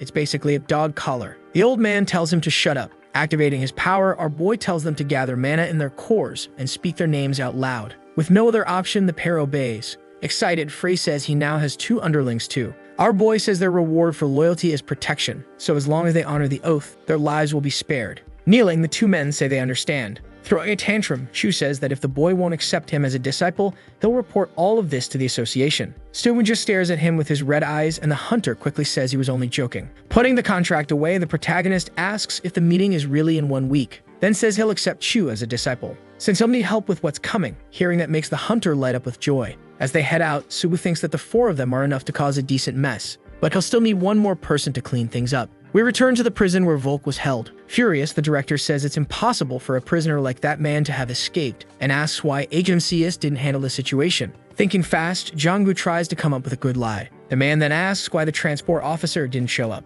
The one in charge of the protagonist explains that transport teams usually have 4 to 5 officers, but moving Volk would have required at least 10. Yet the director only requested 1, not even counting the driver. Angry, the chubby man asks what that has to do with the fact that the prisoner escaped. Jonggu says that from what he heard, the new transport officer claimed the prisoner confessed to having high-ranking officers under his control. Before the escape, and even if it's hard to believe a criminal's words, this situation needs to be investigated, so HMCS will conduct an operation both on the escaped prisoner and on the prison itself. Sometime later, our boy's friend enters the room and says that, as requested by Sue, the cleanup from the transport mission has been completed, and the bribery investigation has also begun. We see that the protagonist is accompanied by Chu, the old man known as Red Ghost, and the escaped prisoner. Panicking, the brown-haired man asks what a criminal is doing there, but Sue tells him to shut up, because now they need to plan the operation. Explaining, the protagonist says that the next day they'll infiltrate the Bestia organization's meeting, which includes about 8 high-level awakened assassins,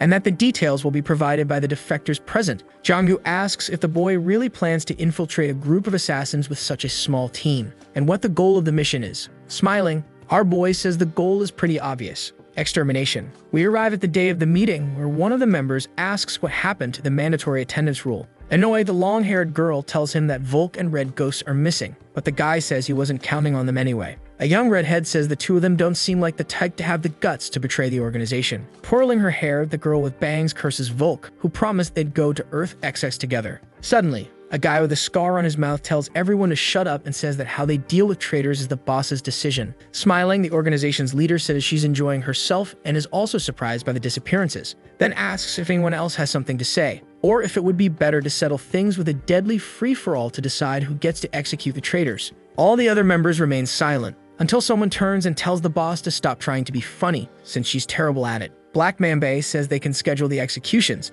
The problem is that the traitors know the time and place of the meetings. Mocking, another hooded figure asks if that creature really thinks those two nobodies can actually do anything. Suddenly, a voice announces that an unknown movement has been detected on routes 1 through 5. Still smiling, the leader says, "Speak of the devil," and he appears. Everyone begins preparing to contain the threat while complaining about how annoying this situation is. Sipping his tea, Mambay says they should finish this quickly so the meeting can begin. The redhead asks if he and the other girl aren't going to help. They both say no because they don't like dealing with insignificant beings. Inside the ventilation system, Jong-gu watches as the leader says they should have asked to bring the intruders' heads for identification. Thinking, he says he's never even won a lottery ticket and wonders why he's suddenly so lucky. We go back 30 minutes earlier when Sue's team arrived at the meeting location. Red Ghost explains that there are 5 entrances, each equipped with an intruder detection sensor. They're also the only way in or out, and all paths lead to the main meeting hall. After thinking for a moment, the protagonist says that means they need one person at each entrance to prevent the group from escaping. Turning around, he asks if Jong-gu brought the radios. He quickly says yes.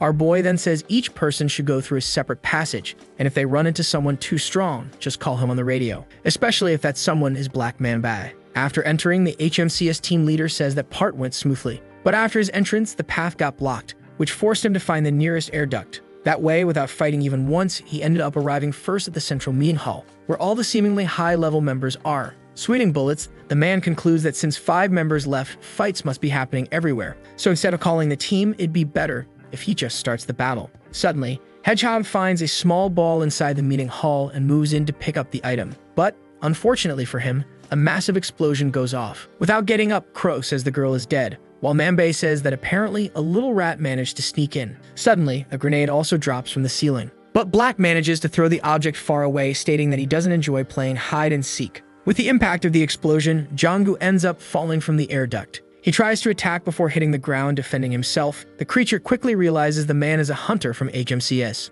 After landing, the team leader notes that he only managed to take down 1 member, and wonders who the hell the hooded one still sitting there is. Placing a hand on his head, Black asks if the traitors really handed him over to HMCS. Nervous, Jong-gu questions what would happen if they actually did. The creature says it would be impressed since the men chose to side with weaklings. The protagonist's team leader becomes furious and strikes a blow, sending small knives flying toward the enemy. While sipping tea, Crow says that attack wasn't half bad. With a cut on his cheek, Mambay says he had forgotten about the man's ability, which allows him to use telekinesis. Thinking to himself, Jong-gu becomes concerned about how tough his opponent's skin is. Charging forward, Black says this fight will be enough for a warm-up, then hurls the team leader against one of the walls with full force. The creature says it didn't want to leave handprints on the man's vital organs and asks Crow if it can finish the job. Grabbing the radio, the protagonist's team leader alerts the others about what happened, but suddenly he gets kicked by Black, who, without removing his foot, says the man seems to be running a bit late. Speaking the names of the traitors, the creature asks who's next.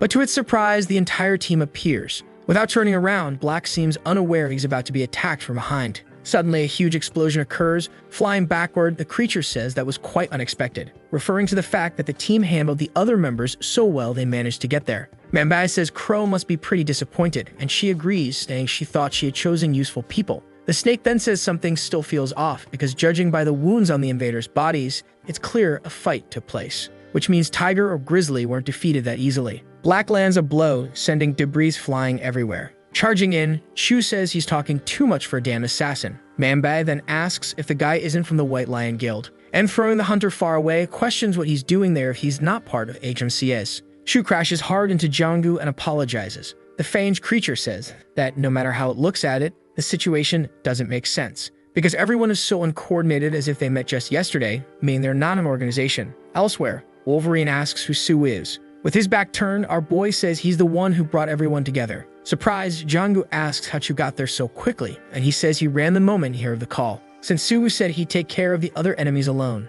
That's why they now need to keep the target inside until the boy arrives. Attacking, Volk asks if the two really think they can hold off and awaken A rank by barely trying. Red Ghost says he hasn't even used his ability yet, but something in that room feels off. Thinking, he concludes the group must have set up some sort of mechanism, since Crow is calmly observing. And since it's impossible to gauge her abilities, predicting what will happen is out of the question. Using his staff, the old man announces he'll take care of the organization's leader, while the others handle Black. Being attacked, Manbai asks if no one is going to answer his questions. Showing that they won't, Ghost says no one is leaving that room until a master arrives. He decides to use his binding formation ability, causing chains to appear around the hooded figures. Without getting up, Crow asks if this is serious. The old man then says that not even someone as highly ranked as her can escape that easily. Laughing, the leader of Bestia says the man's boss must be someone very powerful for him to be so confident. Focused on Crow, Ghost doesn't notice. The hedgehog has woken up and stood. With the attack, Volk and Jonggu run toward the bald man. The chains around Black begin to vanish, and he says, continuing,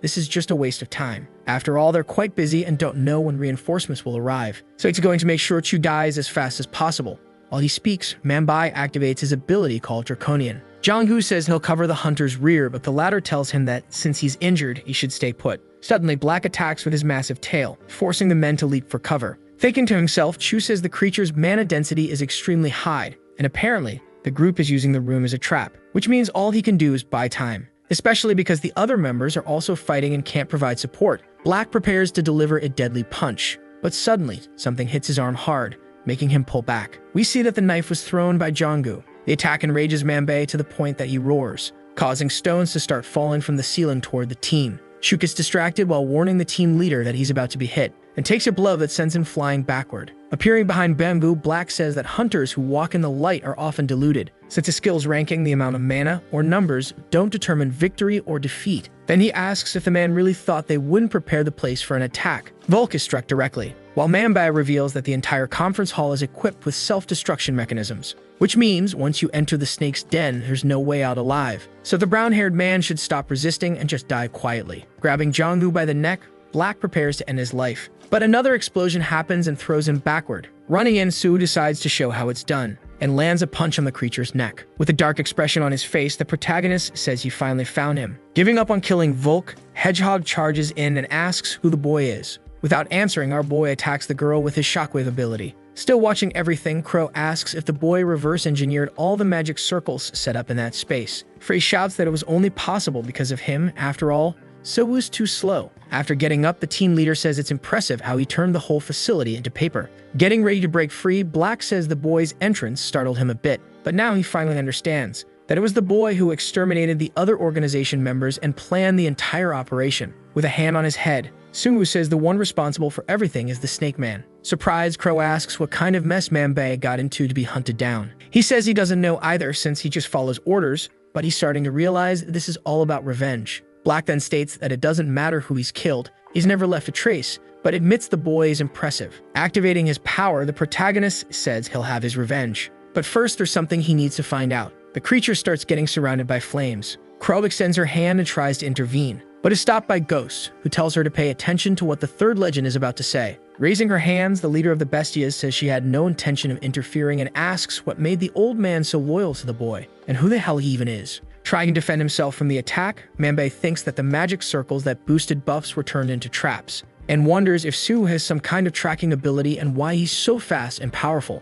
Our boy gains momentum and throws the creature against the wall. Falling to the ground while coughing up strawberry juice, Black laughs and says he's never met anyone like the young man. And even though he prides himself on knowing nearly everything about elite hunters, he'd like to know who the boy is, and what he wants so badly that he go that far. Blocking the attack like it was nothing, Sue steps on Manbei's back and says he misunderstood everything. After all, he's the one asking questions here. Stepping on the snake's head, the protagonist says that with a single wrong move, he can kill her, so she better shut up. Wounded, Black says fine. Our boy grabs the creature by the face and tells him to speak louder, then asks who ordered Minjin's assassination. In his thoughts, Manbai is shocked to realize all of this is because of the historian. Smiling, he says now he's starting to understand. The protagonist tells him to confess if he wants to live. Grabbing Suu's hand, Black says the boy is right. But even if he says what the boy wants to hear, how does he plan to listen if his ears are going to be melted? We see the creature took the opportunity to spit venom from its mouth. Manbai then says that the first rule of an assassin is to never reveal the client. Coughing, the protagonist asks how the hell he just spat in his face. And healing himself, he says he's going to make the creature talk. With wide eyes, Black wonders why the hell he's dealing with a healer. He then decides to ask Crow for help. With her hands raised, she says she's surrounded. Stammering, Black says he'll tell the boy what he wants to know, quickly revealing that the client is P&DE. Before finishing, the creature simply explodes, but Sue seems to have understood that it was pandemonium. Suddenly, the leader of the Bestia's eyes turn red, and she quickly takes out the team members around her. Removing her hood, she says that now she knows that the boy is Mad Dogi Min Siwoo, a first-generation hunter who disappeared 10 years ago. Staring at the young woman with a firm gaze, our boy asks if she's also working with Pandemonium. Crow says no because her organization is basically a guild of assassins, so they don't get involved in personal contracts. She then reveals that she figured out who the protagonist was because her sister once spoke about a hunter with a strange healing ability. Sue asks if she really doesn't know anything, more if she's lying. Floating, the girl says she's telling the truth, and since he already knows so much about her, he should believe her. The leader asks Hedgehog to stand up while saying it's strange that she forgot Sue even existed. Using her power, she causes another explosion, which opens a hole in the ceiling. Leaving with her ally, Crow asks if Sue is going to follow them. Looking up, our boy says no because he already has everything he needs. The girl then says in that case, they'll meet again soon. Shu approaches and asks why the protagonist let the girls go, and he says it was that or end up buried in rubble. And since for now they've achieved their objective, they should focus on cleanup, which in this case is up to Jonggu. Looking at Black's body, he wonders what the hell Minjin discovered to be assassinated. A few days later, Sue still can't forget the name Pandemonium. Researching, he says that 20 years ago, the first gate opened on Earth and all kinds of things came through it, including mana, monsters, magic stones, countless rare resources, and demons, a race from another dimension naturally skilled in mana manipulation and specialized in abilities like awakened beings. We learn that after the first gate appeared, the creatures took advantage of the chaos to enter Earth, and besides taking control of the gates, they also treated humanity as an inferior species, building the Demon King's castle right in the middle of the continent, and that's when a group of treacherous humans swore loyalty to King Pandemonium. However, the creature's reign didn't last long since the first generation of hunters held them off. Thus, when the war broke out between humanity and the demons for survival on Earth, the humans came out victorious.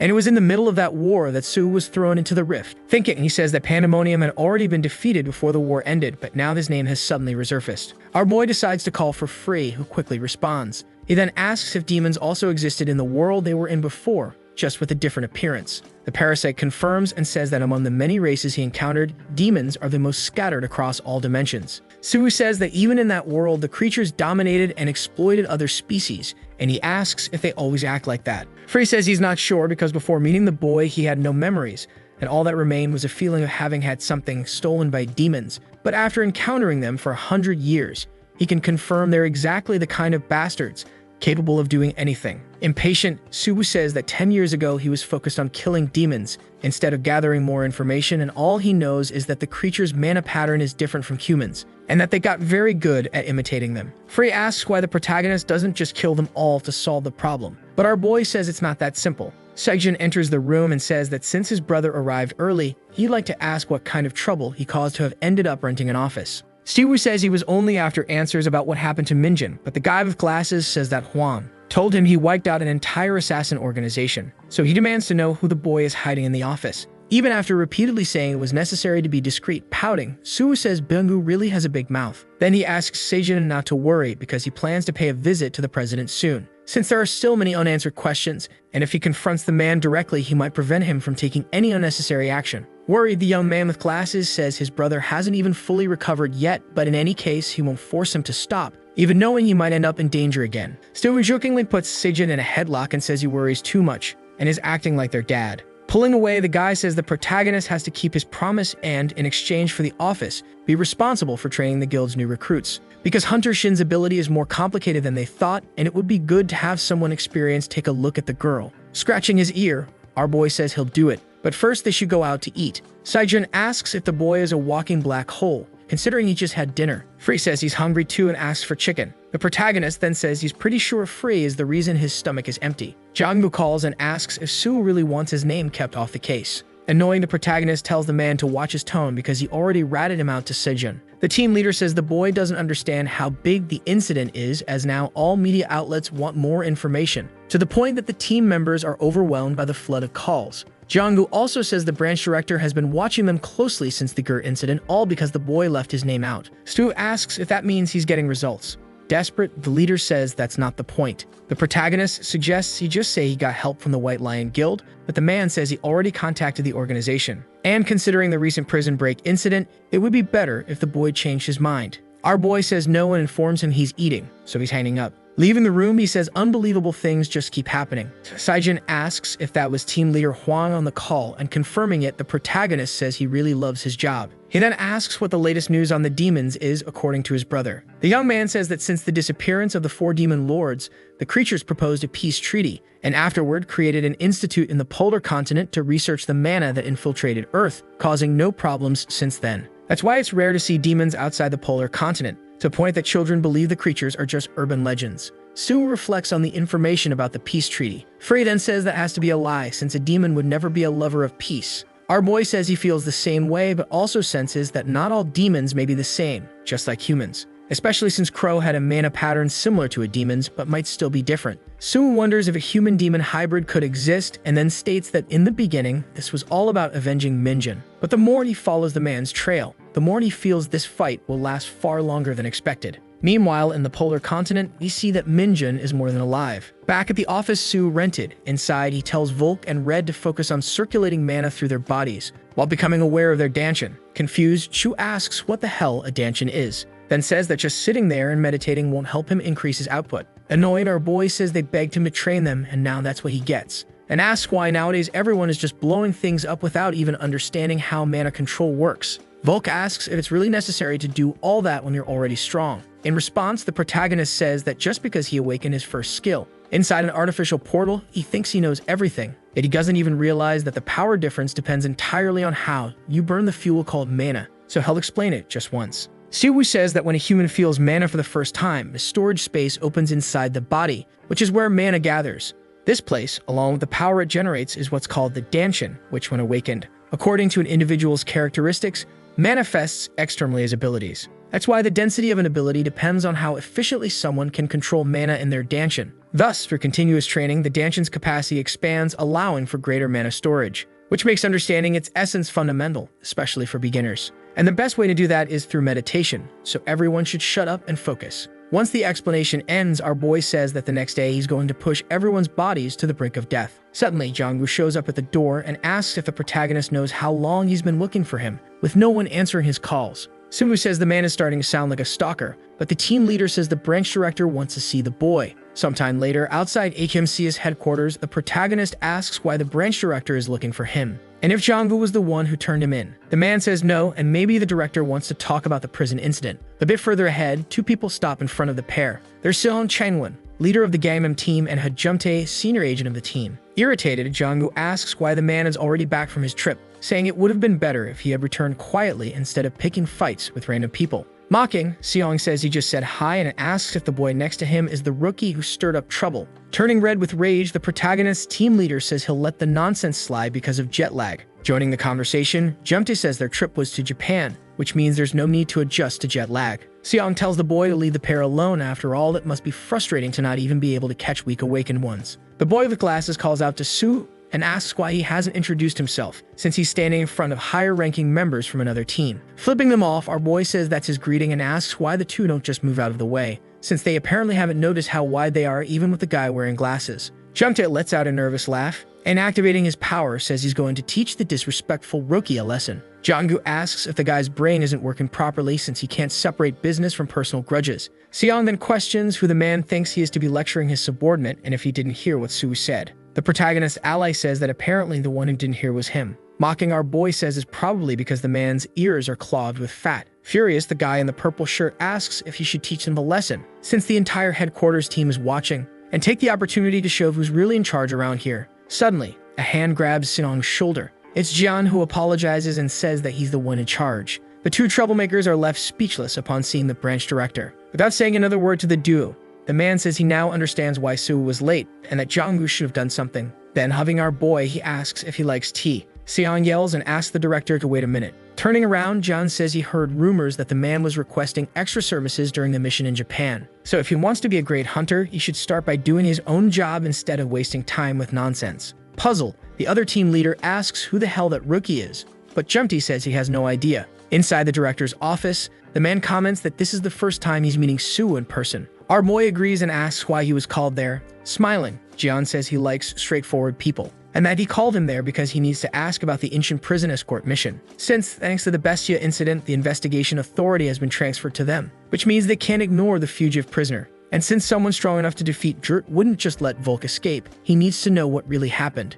Turning to Jong-gu, the director asks him to leave the room for a few minutes. With no choice, he does. The man silently apologizes to the protagonist. Jivan then says he's not stupid, and that even though the team leader is competent, it's hard to believe he took down the assassin organization alone. Jin concludes by saying he won't let a fugitive criminal slide, especially knowing that Sue is involved in the case. That's why he consulted an old acquaintance who knows the boy very well. Turning to him, the protagonist asks who that would be. The director then says it's the legend of the first-generation hunters, the hunter Du Kang-ho, master of the Warrior Fighter Guild. Elsewhere, the hunter asks Sue how many years have passed, then says he could barely believe it when Jian said the boy was still alive. Drinking, the protagonist says a lot must have happened, seeing as the man has aged quite a bit. Smiling, Du Kang-ho says actually it's the boy who hasn't aged, since he disappeared 10 years ago but still doesn't have a single wrinkle. The man asks where the boy has been all this time if he knows how much his disciples searched for him. Without answering, the protagonist says they should order another bottle of liquor, because they have a lot to talk about. After several hours and day turning to night, the hunter says it's hard to imagine what it was like spending 100 years in another world. While eating, our boy says that after he killed the demon king of the fourth dimension, a dimensional magic was activated. He just doesn't know if it was a skill or the power of an artifact.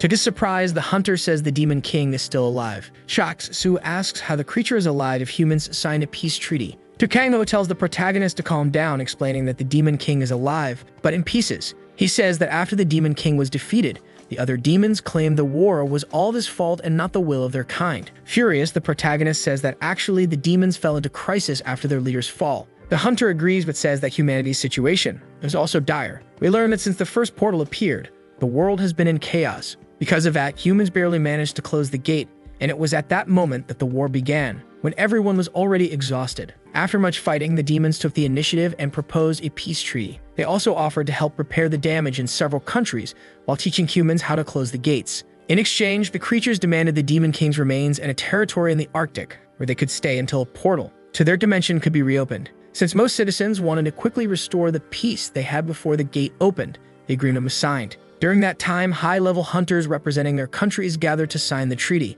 The one who signed on behalf of Korea was Dasu, and since then, the demons haven't left their territory unless it was to provide support. When Sue disappeared, the hunters who distrusted the demons scattered, and over time, interest in the demons faded. Du Kang-ho says he didn't suspect the creatures either, but seeing the protagonist return like that is strange, since his existence vanished from all records over the past 10 years, leading to rumors that Dasu was responsible. Even so, from the second generation onward, almost no one knows the boy's name or his achievements. The hunter concludes by saying they fought countless battles together, and forgetting him in just 10 years doesn't seem normal. Our boy asks if the man thinks Dasu and the demons made deals behind the scenes. Du Kang-ho says yes, after all, they would do anything to defeat the boy. Hearing that makes Frayne nervous, while Sue wonders if the president really did that. Out loud, he questions what the demons would gain by erasing him, since revenge alone doesn't seem like enough. The hunter then says, as he mentioned, the demons didn't do anything wrong and even helped humanity adapt to mana. Disagreeing, the protagonist says that if the creatures had an active superior, the war wouldn't have started. Du Kang-ho agrees and says the disciples who fought alongside the boy probably know more about the situation.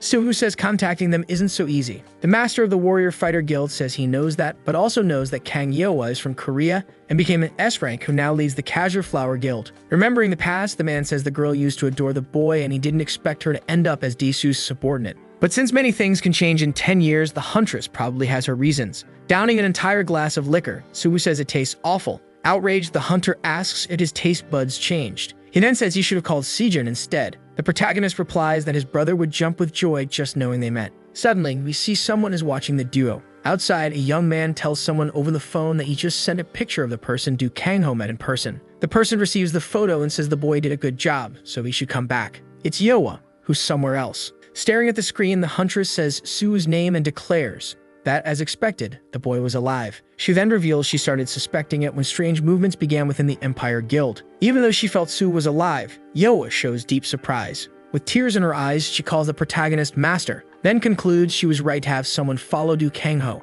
After all, even when everyone was sure Su would never return, she never gave up, searching across the entire world. After much joy and sorrow, the huntress says she has to find her master immediately. Suddenly, Daesu appears and calls her. Without turning around, Yoa greets the man. He then says that when the two are alone, she can call him uncle, and asks where she's going in such a rush. Hiding her phone, the huntress says it's nothing important. Grabbing her shoulder, the president says he knows that's not true, judging by the expression on her face, which can only mean that the bastard, Mad Dog Min-Su, has returned. Getting straight to the point, the president asks why the girl is planning to run away like a dog who just found its owner. Without waiting for an answer, he says the huntress is still naive and foolish. He then claims that even if she's from the lineage he discarded, she's still his only niece, so he won't let her go that easily. Angrily, Yoa says she's always searched for her master from the very beginning. Daesu says he knows that, and that he also knows she suspected him of having something to do with Su's disappearance, but in the process, she ended up becoming useful. After all, in this world, every hunter is a huge asset, so he'll never give her up. Screaming, the girl asks what right he thinks he has after abandoning her in her hardest moment, then says it was her master who raised her. Agreeing, the president says the boy did that without knowing she's the daughter of a criminal. He then asks how she thinks Su will react when he finds out about her past, because no matter how much she pretends to be noble, she'll never be able to change her roots. Trembling, Yoa says the man is a bastard once she's alone again. The next day at a heliport, Shin asks what the names of the hunters are, then says she heard from the guild master that Su would personally lead the joint training, so she wants to know who those people behind him are. The protagonist says both of them are his apprentices, so she and the boy should treat them like their seniors. Shin and Byonguk introduce themselves and say they understand. Thinking to himself, Red says it's the first time he's seen a huntress that age with such an aura, so he'll trust her. Smiling, he says Shin will learn quickly. Excited, she says she'll do her best. Stu then says Volk will die if he messes around. Sweating inside his bear costume, Volk says he knows that and there's no way he can take this lightly. He then asks the protagonist to stop reminding him of his assassin days and moves ahead. The protagonist says it's time to enter the gate. Shin says she's nervous since it's her first time after leaving the tutorial tower. Our boy tells her not to be because gates are just doors. Disagreeing, Byonguk says he's heard stories of people getting trapped because the gate closed mid-attack. Red says the boy has a point, but that nowadays humanity already has keys to the gates, so if someone gets scared, they won't gain anything. On the other side, the huntress is amazed by the view, then says she's feeling nauseous from the trip. Byonguk comments on the lack of monsters at the entrance. With arms crossed, Su says it looks like they're going on a picnic. Volk says he doesn't understand the current situation because he's from the first generation. But clearing gates became a job as long as individuals pass the tutorial and get recruited. Impatient, the protagonist says this feels more like killing a few dozen monsters in a low-rank gate. He then asks the rookies to show their skills before the action starts. Obeying, the hunter wonders who the hell this guy thinks he is to act like he's in charge. He also thinks to himself that it's absurd to be training with someone who can't even manifest his own abilities. After a lot of effort, Shin says it's working, but suddenly, she's thrown backward. On the ground, she apologizes, but our boy says it's not the time for that. He then throws her a whip, which she doesn't understand at first. Stu explains that it's a ritual support tool, and the more complex the patterns, the better the results of the item. So the huntress should use that as a base. The girl obeys and reactivates her ability with the whip in hand. Suddenly, Byonguk shouts, warning about a goblin swarm that just appeared. Still seated, our boy says the duo should handle the situation, surprising the hunter. Even so, the protagonist says that as the instructor, he can't do anything, but they as apprentices can. Watching the boy's tracking ability, Red comments that handling that is pretty tough. He then states that if the hunter keeps using his power so recklessly, he'll run out of mana soon. Thinking, Byonguk says it's outrageous that Su sent a rookie to deal with an entire swarm alone. Yelling, he asks Shin how much longer until she's done. She says she's almost there, but the hunter runs out of mana and a goblin takes advantage of his fall to attack. Luckily, Shin manages to activate her ability called Beast Tamer, which controls monster movements for 10 minutes, preventing the goblin from completing its strike. With a single finger, the girl tells the creature to back off, and making the goblin mimic her movements, she tells Su that's her taming ability. Volk comments that that kind of skill is very rare, while Red says he's excited to watch the girl grow. Frey tells Su he needs to eat that ability, but the protagonist says that even though it's amazing, the method is useless if the girl only controls one creature. Surrounded by goblins, Shin screams to try to wake Byonguk up, then begs for someone to save them. The girl deeply thanks Min-Su for that day. She finally learned the best way to use her abilities. The man in costume asks if she's okay to go home, and the protagonist suggests she talk to Sejin about getting another mentor. But the girl refuses. She feels much more confident now. She realized none of that defines her, so she keeps adapting and improving her mana, striving to be even better. The boy is proud of her progress and tells her to ask for help if she needs it. Suddenly, they see a group of people nearby and wonder if they're from a guild. The girl had heard it was a negotiation between the Blue Flower team and another group. The protagonist asks her about the first team. Shocked, she calls out to Huntermen. Apparently, that's no ordinary prison. The Empire discovered the bodies of the first hunters to enter. But unlike normal cases where they'd be destroyed by monsters, their bodies were intact, except for their internal organs. Kang Yeohwa finds that strange because that shouldn't be possible unless something was placed inside them. Suddenly, someone says the two have finally met. A boy appears, calling her by name. He says her master has returned and asks if she's not going to greet him. For a moment, she doesn't know what to say. Awkwardly, she comments that he really came back. He tries to invite her to talk, but she refuses. As she walks away, the boy follows her. The old man finds the girl rude for that behavior and asks the protagonist if any of them were his disciples. He confirms but says that boy. Apparently, Kang Yeohwa is crying. As he passes her, he says she's gone back to hiding and crying in corners. The protagonist asks what's going on and if it's because of Sejun. He also asks why she always takes a combat stance when she's crying. He brings up Sejun again and asks if she trained him better. She says she was just a lost girl when he started training her. Kang Yeohwa thanks him for how he saved her, but asks him not to meddle in her life. But he doesn't care and goes back to acting like he's her older brother. He says that being born into a world like that is already horrible and asks to at least be allowed to choose his own family. The young man sees her as his little sister and asks if she can't see him as her brother too.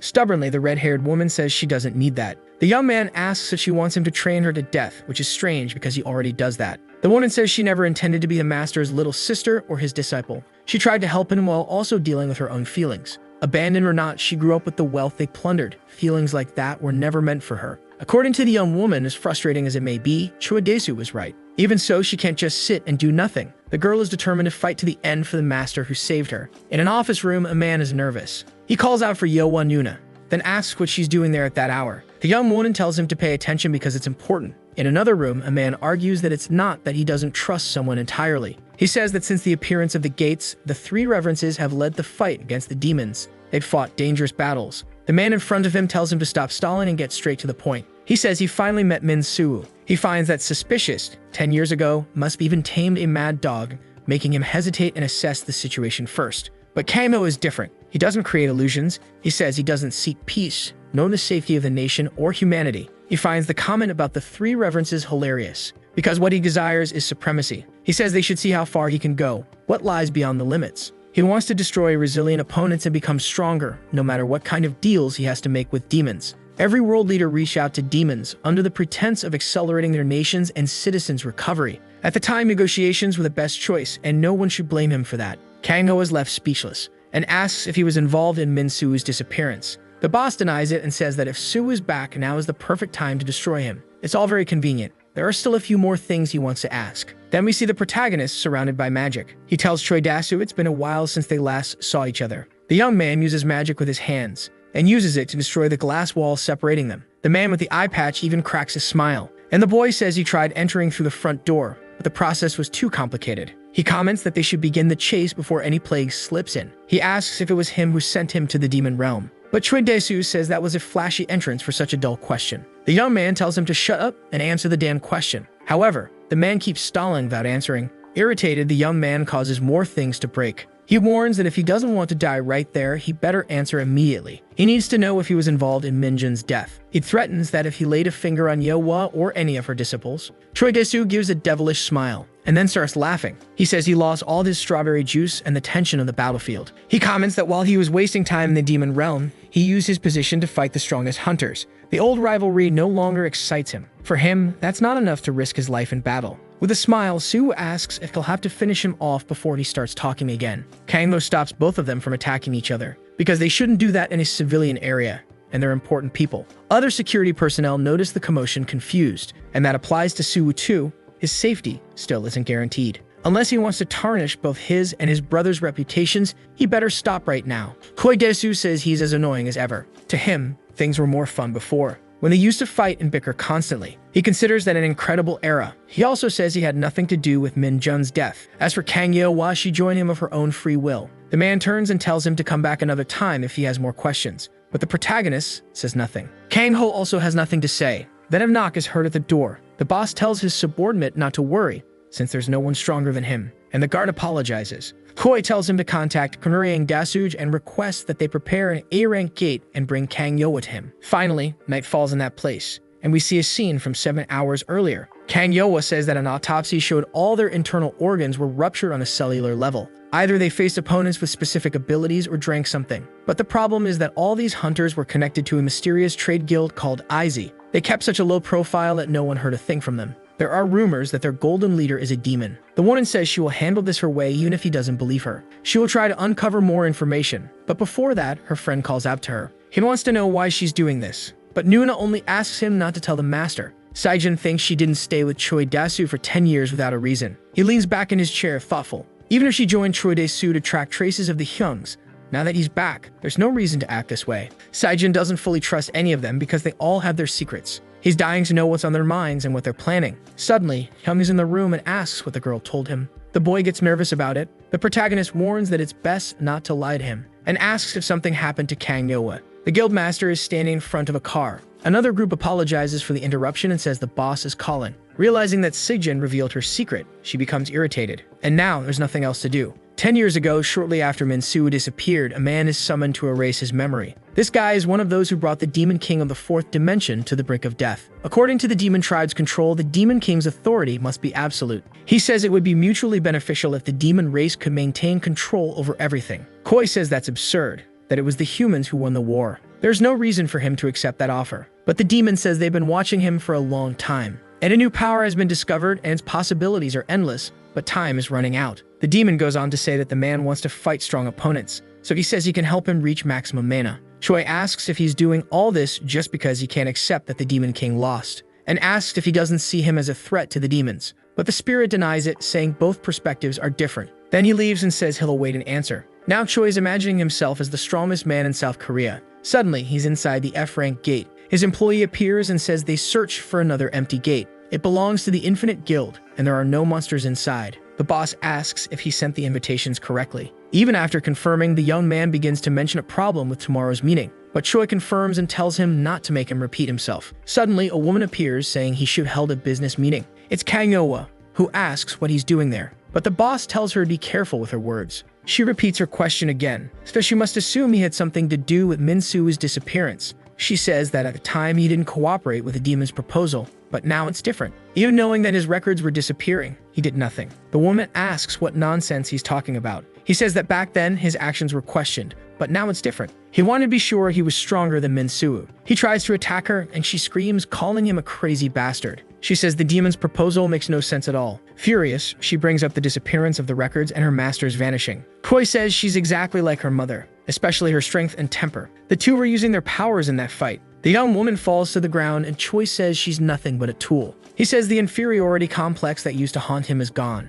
Now that Min-soo has returned, everything changes. Laughing, the woman says her master won't take part in that ridiculous game. But Choi doesn't agree with that. He says that back then, Soo wouldn't have wasted time with something as trivial as family. But that boy left many things behind. The man will play his cards and use the girl as a spark. He uses his power to create chains, passing those chains through the girl's body. Then he tells her not to resist because that item is extremely strong, even for her. It's strong enough to leave her paralyzed. The girl says that even so, he's still trash. Suddenly, she notices a massive commotion. The protagonist appears at full strength and destroys everything in his path. Koi says it's useless because the story will be rewritten. He shouts that the stagnant hero of the past will be destroyed right there. But the protagonist considers all of that utter nonsense and unleashes his full power, emitting beams of light in every direction. Koi starts laughing, also ready. He says 10 years separate them. The warrior says there's no time to worry about things like that. He calls out to Pri and tells him they need to execute a full retreat. Min says the two of them should go all out, and his companion says the enemy is stronger than anything he's ever seen,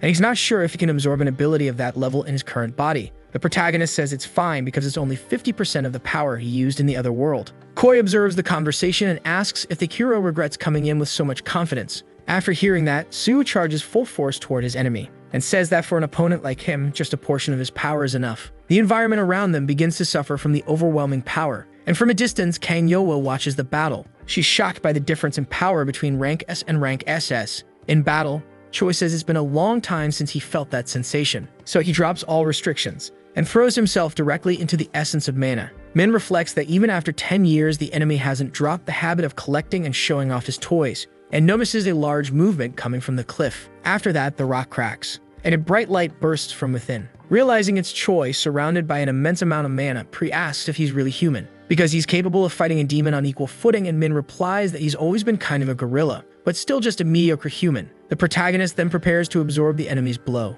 Choi rushes in with tremendous force, firmly gripping his sword and surrounded by mana. He tells Min he won't even have time to blink. The protagonist then shields himself, enveloped by a bubble of energy, while waiting for the enemy's attack. Confidently, Choi says he doesn't need much to touch him, because that shield is pathetic. He then unleashes his attack, saying he'll reduce him to dust. Min counters, launching an attack called Spear of Ice Fangs, and with that, he manages to stop his enemy, forcing all this power to be contained. After the battle, Choi says a true master isn't defeated so easily, and the protagonist responds, telling him to release Manhwa. The girl asks how her enemy can act so indifferent even after using such a pathetic attack. But according to the man, that's not right. She's capable of fighting much better than she just did. That detail alone is what makes the protagonist so special, and he questions whether that kind of honor is enough for someone who's the daughter of an assassin. Consumed by rage, the woman screams at him to shut up immediately. She begins to cry and threatens him, demanding that he not say another word. Suddenly, the warrior orders Manhwa not to move. If she does, she might get even more hurt. Choi is then surprised by what he sees, because Min is concentrating a massive amount of power that makes his skin tingle. So the man braces himself and says that now the real battle will begin. Upon hearing that, the hero charges toward the enemy, telling him to shut his mouth. Choi watches and reflects on the protagonist's mana control, and prepares to counterattack, saying that even after 10 years, Min still hasn't changed his cowardly fighting style. Min replies that his enemy doesn't even know what battle strategy is. The man then says he was young at the time, and used to act impulsively, without thinking. But now, after watching the hero's attacks, he's realized something. The protagonist is confused by this statement and questions him. Choi says that Min is no longer his equal, and strikes a powerful blow with his sword. Watching from a distance, Manhwa screams for her master, and is in shock at the situation. Back in the battle, the hero says that Choi finally said something worthwhile, because they really aren't equals. The protagonist then blocks his rival's attack, firmly holding his powerful sword, a sword capable of cutting through entire buildings. Yet, against Min, it causes no damage at all. Choi asks the protagonist if he spent the last 10 years fighting. He replies that he's been doing it for 100 years, and unleashes a powerful attack against his enemy, throwing him far away.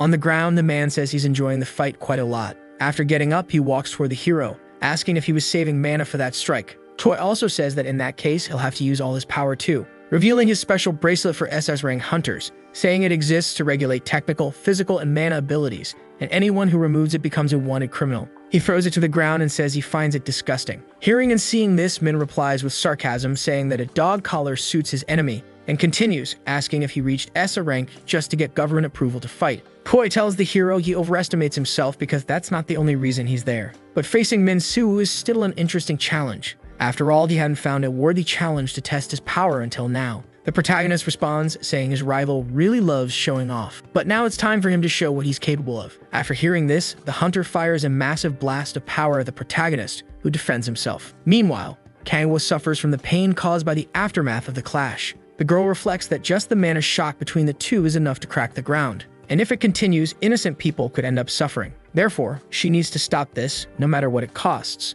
The battle continues, and the consequences only escalate, damaging everything around them. The rivals are locked in a fierce duel, unleashing all the power of their manas. Choi then grabs his weapon and fires an attack toward Min. The hero counters, asking Pri to release the Thunder Strike. Even while nauseous, his companion manages to unleash the power with incredible force. Choi reflects that even using his full power, the gap is still too big, and that deeply frustrates him, making him scream in indignation. The hunter then grabs his weapon and throws it toward the protagonist. During its path, a monster emerges from inside the artifact. The beast bites the hero, who is shocked by what just happened. Min then needs to act quickly, and tells Pri to activate the Tamer ability. Choi is surprised by what the hero just did, and wonders what he's been doing these past 10 years. Min tells the creature that he is now its new master and orders it to attack the rival. The hunter realizes what's about to happen and prepares himself. But suddenly, Manhwa appears, stepping into the middle of the clash. The girl asks if they've gone insane, pointing at all the destruction they caused. The portal is about to collapse and a global tragedy could happen. She tells Choi that if it does, he'll go straight to an international tribunal. The hunter responds, calling her an arrogant brat.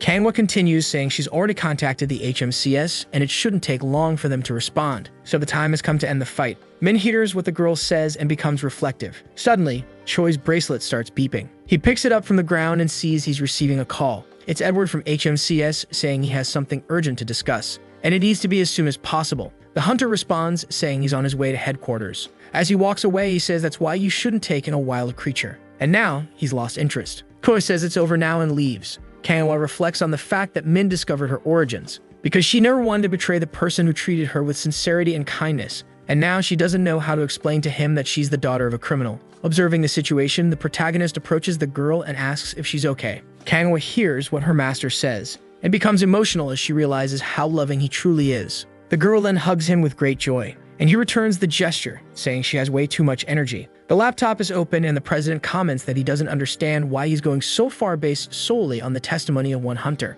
He explains that legally speaking there was no violation. Meanwhile, Manhwa is on the phone confirming that the hunter really caused a huge mess. Desu thinks the way they chose to respond to the situation is a bit over the top. Mr. Blackwood stares at him with a certain arrogance from the other side of the screen. Respectfully, he says that was before he removed the limiter. He listens to everything with anger, and Blackwood continues, explaining that SS rank hunters are prohibited from engaging in personal fights. He also emphasizes that using magic against a hunter affiliated with HMCS is enough to issue an arrest warrant. Worse than that, given the leader's position, he could even be brought to trial by an international court. The leader's voice continues with heavy accusations, stressing that under international law, there would be enough grounds. But then he claims that in times of peace, there's no need to cause such chaos, so he asks the president to handle this independently within Korea. On the other side of the call, Blackwood stands up and concludes that they still need to hear from the person involved for a better assessment. Sipping a cup of coffee, he says he'll meet the man who got into a fight with an SS rank hunter. As he ends the call, the old man wonders if that's really how things are going to be. Staring out the window of his office, he says in a threatening tone that he'll be waiting for him in Korea. Dazu remains irritated with the situation because he knows he'll have to face Sue again, and Sue is much more skilled. In his memories, he recalls the moment he realized the young man was better, even though he still hoped to surpass him. In these 10 years, Sue became stronger, almost as if he had changed species. Even after all this time, the old man tried to become stronger and still can't accept the power gap between them. He wonders how many years it's been since he last felt the adrenaline of risking everything, fighting without any restrictions. Looking at his fists, he knows the strength he's gathered still isn't enough. Thoughtfully, he comes to the conclusion that at least now he's found a target worth defeating. The mad dog is finally back. A week later in Cheongwa, at the board meeting, everyone is chatting casually and Suwoo, along with Manhwa, tells his colleague that she didn't greet him. The young woman shyly says she felt unworthy, but in any case, she's very happy that the master returned. In a teasing tone, the young man replies that she really is. But Yeowa becomes uncomfortable, especially because he wants updates on the Minjin case. Her investigation led nowhere, and she only managed to confirm that the person responsible wasn't from within the country. Frustrated, the hunter explains that the only reason Choi Dasu kept her as a subordinate was for personal gain. She gets nervous and says it has nothing to do with them sharing the same blood type, that everything was based on evidence.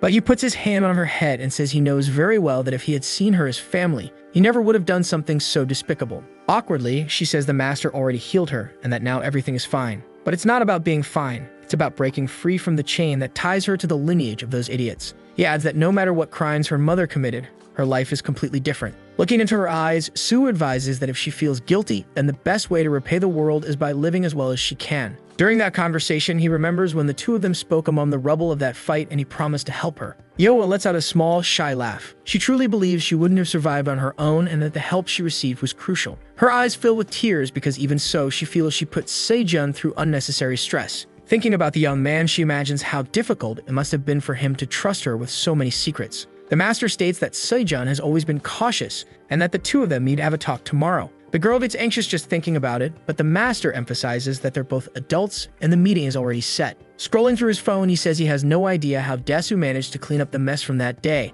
and that Sejun has a strong intuition. Suddenly, they're interrupted by Hwang Jung-gu saying he tried calling about an urgent matter, but he didn't pick up. Big Gun-ho comes right behind him, saying they received a call from HMCS, announcing that Vice President Blackwood is coming to Korea just to meet with him and asking if he's aware of it. Min Soo concludes that Edward got involved, and that's a pain in the ass. Feeding ignorance, he asks what reason the Vice President would have to seek him out. There's a gag order on the matter across the entire branch, but they haven't received any details. However, the branch chief wants to know what happened and thought Soo might say something, since his name was mentioned. With a bow, the young man says that if there's a gag order, he can't speak on the matter. Gun-ho decides not to press further and says he'll notify him of the schedule when HQ personnel arrive. As they leave the room, the chief presses Jung-gu to find out why one of Dazu's allies is meeting with him. Noticing the looks directed at her, Yeowa suggests they head back. On the street, the two continue chatting amicably and joking around. But what Sue really wants to know is what her next move will be. Her plan is to follow his orders, as she intends to do everything she can to help, since Minjun's death left many questions.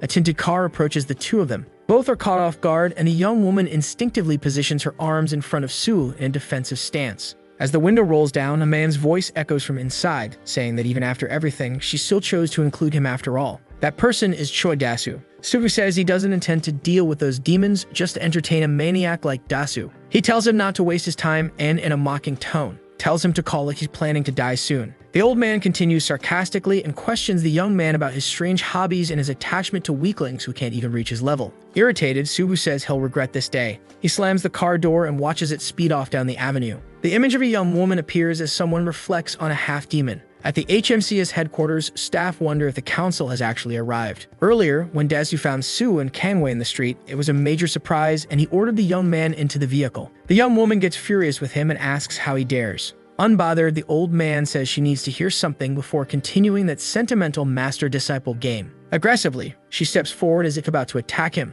but the young man holds her back. Then Sue says he'll contact her later and decides to get in the car. Kangwei is left standing on the sidewalk, still indignant. The car speeds off, leaving her behind. As the driver navigates through the streets, the two begin talking. Sue asks how he can be so calm after getting beaten up, but Dasu says the fight isn't over yet. He says things are getting interesting, and thanks to him, he now has something to focus on and will make sure to arrange a fight. The young man replies with sarcasm, barely believing that someone like him is actually a president. And then Dasu says a name Sue knows all too well: Pandemonium. There are many remnants of that group, one that should have been wiped out, scattered across the world. After Sue disappeared, they approached Dasu through demons and asked to erase his record. The old man raises the important question of whether they're just another cult or a hidden arm of the demons. Since the demons fell and were exiled to the polar circles, their traces vanished. The president continues his reasoning, saying not even the leaders of nations have managed to track the movements of these beings. However, he recently learned that there's still a group of half-demons in the deserts of the Middle East. Sue appears irritated and surprised by this statement.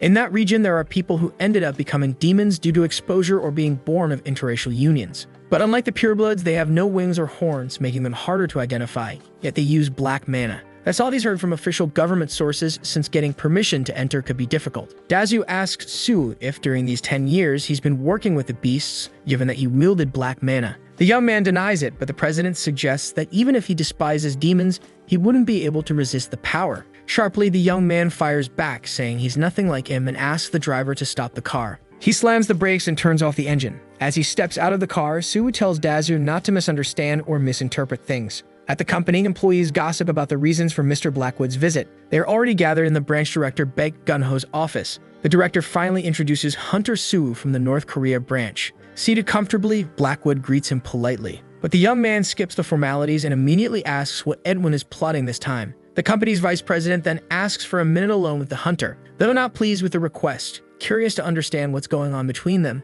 Gun-ho has no choice but to leave. He announces he'll wait outside, ready in case anything happens, and thinks to himself that the young man better be careful. As soon as everyone leaves the room, Sue gets cursed out by Blackwood. Grabbing him by the collar, the vice president demands to know where Sue has been for the past 10 years. Then he punches him in the chest. Dropping the drama and jokes, he says he's just happy his friend is back. Tired, the hunter doesn't even have the strength to answer that question again and asks that they just relax a bit. Sometime later, the two are catching up, and Blackwood is stunned to learn that Sue was in another dimension. Once, the young man was the key figure of this world, and his existence faded from memory. But now, those memories are resurfacing in Edward's mind. After all, he asks, how could he forget someone who saved his life multiple times during the chaos? Modestly, Sue disagrees and changes the subject, asking how he got in contact with Yoa. He explains that HMCS is investigating multiple cases involving the corporation around the globe. One of those branches is in Cheongwon, where the woman acts as a leader, and thanks to that, he managed to get her contact. Changing topics, Blackwood takes the chance to offer Sue a transfer to the main headquarters. Without even thinking, the young man refuses the opportunity, and the vice president is left frustrated and confused. He argues that someone this talented should be somewhere better, but the hunter admits he's working on an independent investigation. Blackwood counters that he could benefit from the company's resources and its investigative authority, which is far more powerful. Finally, Sue says he'll think about it and asks what this investigation is really about. A portal was discovered in a desert region, and an incident caused the death of several people by poisoning. Sue is shocked to learn this was due to people using illicit enhancement drugs. Still confused about the substance, Sue tries to understand what kind of awakening drug it is. His friend confirms that they still don't have exact evidence on the nature of the toxin or its distribution network. An ongoing investigation has cataloged awakened individuals who were destroyed around the world over the last 6 months. During autopsies, they discovered the victims' bodies ruptured internally at the cellular level. Even after examining other body parts, they couldn't identify any drugs and closed the cases as most of the victims were criminals. Until a witness appeared in China who saw something similar. This person saw with their own eyes a man sniffing a black powder and then being overtaken by rage until he self-destructed. Those who inhaled it unlocked mana bursts and enhanced their abilities, turning into living bombs. Sue is processing all this information but wants to know how this connects to the desert incident. Blackwood continues saying yes, they believe that area is the starting point of the entire case. However, the hunter questions how it could be the beginning if the situation started 6 months ago. And he goes on to explain that it was by analyzing the perimeter that they managed to collect a sample of the powder. Additionally, Kang Yoa also found the suspicious vehicle from a small corporation near the location. Reflective, the young man finds it irritating that everything always seems to happen in the Middle East. Changing the subject, Blackwood mentions he knew Kang Yoa was his disciple. She was the first to come into contact with the substance and ended up getting involved in the investigation. If Sue helps her, Layla warns she'll face fewer problems due to this case. Pushing further, he appeals to emotion, saying the young woman is in danger and asking if he plans to ignore that. Then he calls him Mad Dog. The hunter becomes pensive, realizing that Blackwood carefully laid the groundwork for this conversation. In the end, he agrees to go to the Middle East, especially since he already has matters to deal with there.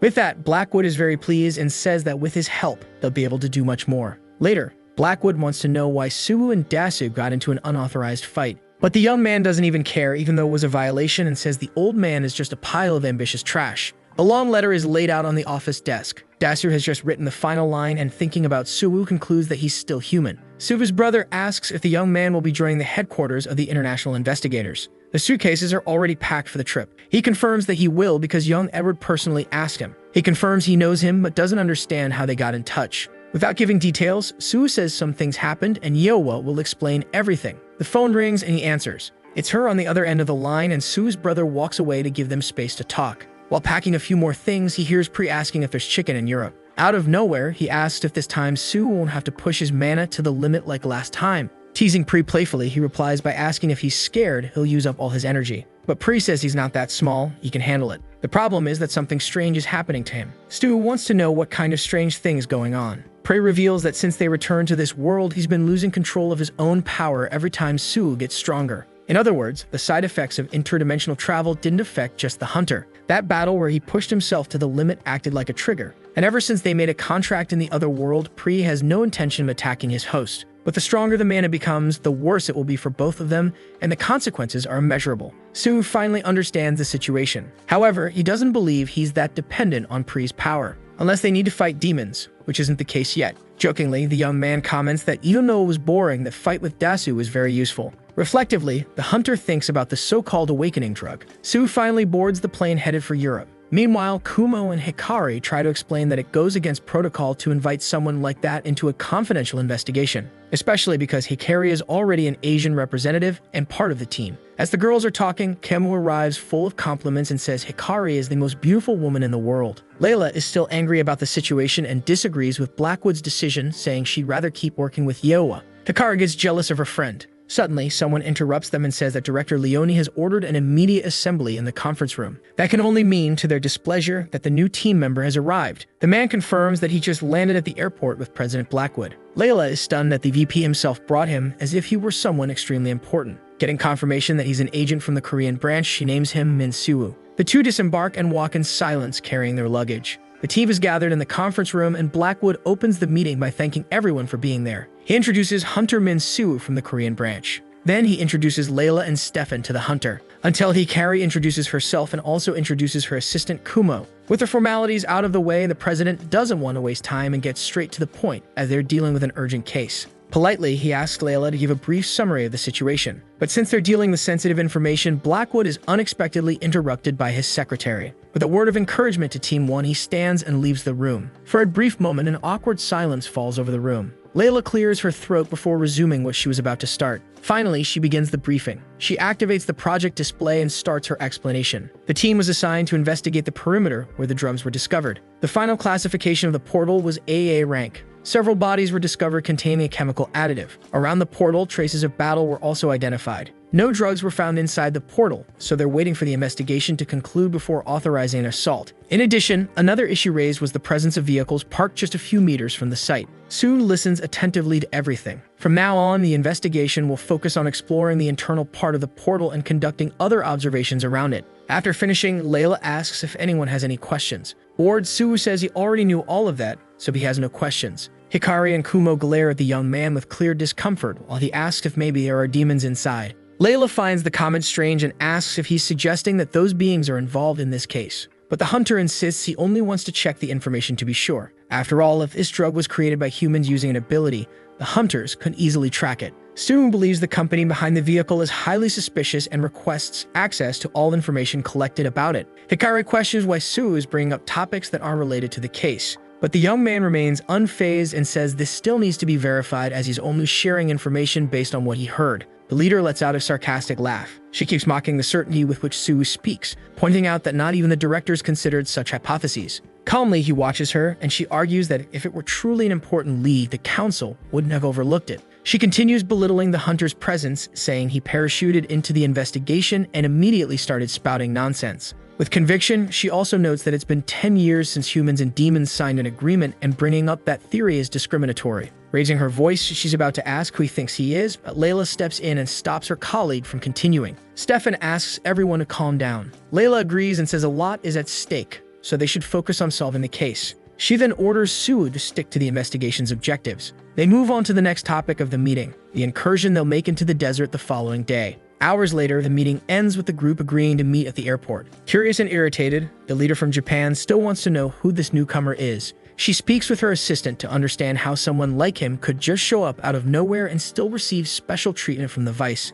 Layla overhears everything and advises her to let it go without stressing too much, but Hikari thinks she's taking his side. The leader explains that, in truth, she found him much more experienced than she expected. Sue yawns in the meeting room while processing all the information. Talking to Frey, he says this is going to be more annoying than he imagined. Frey agrees, saying he's an outsider. Blackwood suddenly shows up, saying the young man sure made an entrance into the group. The hunter jokes that his friend must have a pretty busy schedule since it took forever for him to show up. In a friendly tone, the vice says the International Investigation Agency feels like child's play. Referencing Stan Lee, the young man says that with great power comes great responsibility. Then the vice asks what he thought of the team. Without pretending, Sue says he found them kind of annoying but doesn't mind as long as they don't interfere with his work. Blackwood isn't surprised and says his friend hasn't changed a bit in these past 10 years. But he feels obligated to remind him that the desert visit will be just a routine procedure and Sue shouldn't cause trouble. It's a cloudy day in the Middle East. The HMCS branch welcomes the visitors from Team 1. The branch chief gives them a warm welcome and says they can head to their accommodations and rest. He informs them that a car has been arranged to take them into the desert the next day. Blackwood thanks him for the hospitality and Frick complains about the unbearable heat to Sue. The hunter notes that there are no traces of demons in the city and the mana density seems good, questioning if there might be some mistake. A woman suddenly interrupts his thoughts, calling for his attention. It's Hikari, and on alert, she tells the young man to stay sharp in that place if he doesn't want to end up dead. But all he can think is how irritating all of this is. Grabbing Sue's suitcase, the branch chief asks about half-demons. He claims he's never seen one in person but knows they live in a village in the desert. The hunter keeps questioning people in the company, but no one seems to know much about this cult. A young woman says half-demons are no different from people and that unless you have a mana identifier, it's impossible to tell them apart. Things have improved a bit, but a decade ago, the war between the two peoples was intense. Observing the people, he thinks that hiding and pretending to be human would be a more plausible option because no one would notice. He scratches his head like he's facing a puzzle, frustrated that he couldn't get more information. Then he decides to go into the desert on his own, and Free asks if he's a lone wolf. Sue keeps walking and watching the people when he comes across a guy arguing loudly on the phone. Free keeps whispering that while everyone moves around in groups, he just wanders alone through the city. The hunter sits down and simply says he's enjoying some alone time doing his investigation. Then Sue hears someone calling his name. It's Layla, and she wants to know why he's out there instead of resting in his accommodations at the company's headquarters. The hunter simply says he's taking advantage of some alone time to get a head start on a few checks and tosses the question back to Layla. According to her, Stefan is finalizing a few authorizations to enter the portal and assessing the risks involved. Layla says she's interested in the work Sue does at the Korean branch since she's never seen him there during her visits to headquarters. The hunter clarifies that he was only recently recruited. Surprisingly, she compliments him, saying that from her perspective, Sue looked like someone with 20 years of experience. Graciously, he returns the compliment, saying the vice president told him she's well known for her work in Europe. The leader gets a bit flustered and modestly says she's just an investigator working in the northern region of the continent. He then recalls that he once worked with a man from that region named Hans Schroeder. Layla repeats the name like she might know something. Taking out her phone, she shows a photo to Sue and asks if he's talking about that man. The young man looks at the image for a while. Gazing at the smiling photo of an older man, Sue recognizes him even after all this time. He asks how she knows him, and the girl admits that he's her uncle, but she never expected him to be friends with a hunter from Asia. The leader observes that she and Sue seem to be about the same age, and he laughs awkwardly, saying that's a long story. Reflectively, she says that if Hans were awake, he'd be very happy. Layla then explains that due to portal syndrome, her uncle has been in a coma for 2 years. The hunter seems surprised to hear that. Thinking about the hospitalized man, he says there are many mysteries surrounding mana and portals and how they affect humans. Recalling the situation, the leader says her uncle got trapped inside a portal while searching for a lost teammate. He was rescued already unconscious, and since then it's been the hunter's abilities keeping him alive. All this time she's searched for anything that could save his life, but hasn't had much luck. Stu mentions that he's heard some portals release recovery items like elixirs. Layla admits that finding something like that is her last hope since Hans is the only family she has left. Then Stefan returns with an update, saying everything is set for their portal expedition. They're ready to go, but the leader still needs to notify Hikari and Kumo. The hunter gets up and walks toward the car, silently mulling over his thoughts. The team drives through the sand dunes toward the portal. Hikari is impatient with all the delays and the difficult path. Stefan, who's behind the wheel, says the GPS isn't working and he has to navigate manually. Kumo is worried because it will get dark soon, which could bring complications. Sumu says that, in fact, everything is unpredictable. After all, a portal is a different world, even with unknown creatures. And depending on the dimension, they could find anything from a paradise where the sun never sets to a hell without a single ray of light. There's no way to know until you take that first step inside. The Japanese leader snaps back at the hunter, saying everyone already knows that, and that most portals are similar to Earth. Layla gets irritated and looking at her through the rearview mirror says a portal also takes things from people. It's not just an entry point. Mocking, Hikari asks if she's referring to the nonsense about portal syndrome, where only fools lose track of time. Rambling non-stop, she once again annoys Sue, who asks if they really need to get into that topic. The leader tells them both to calm down. Finally, they announce they've arrived at the isolated area. Hikari observes that the entrance is very large, and Kumo reminds them it's classified as an AA rank. Stefan notes that the exterior cleanup has already been completed.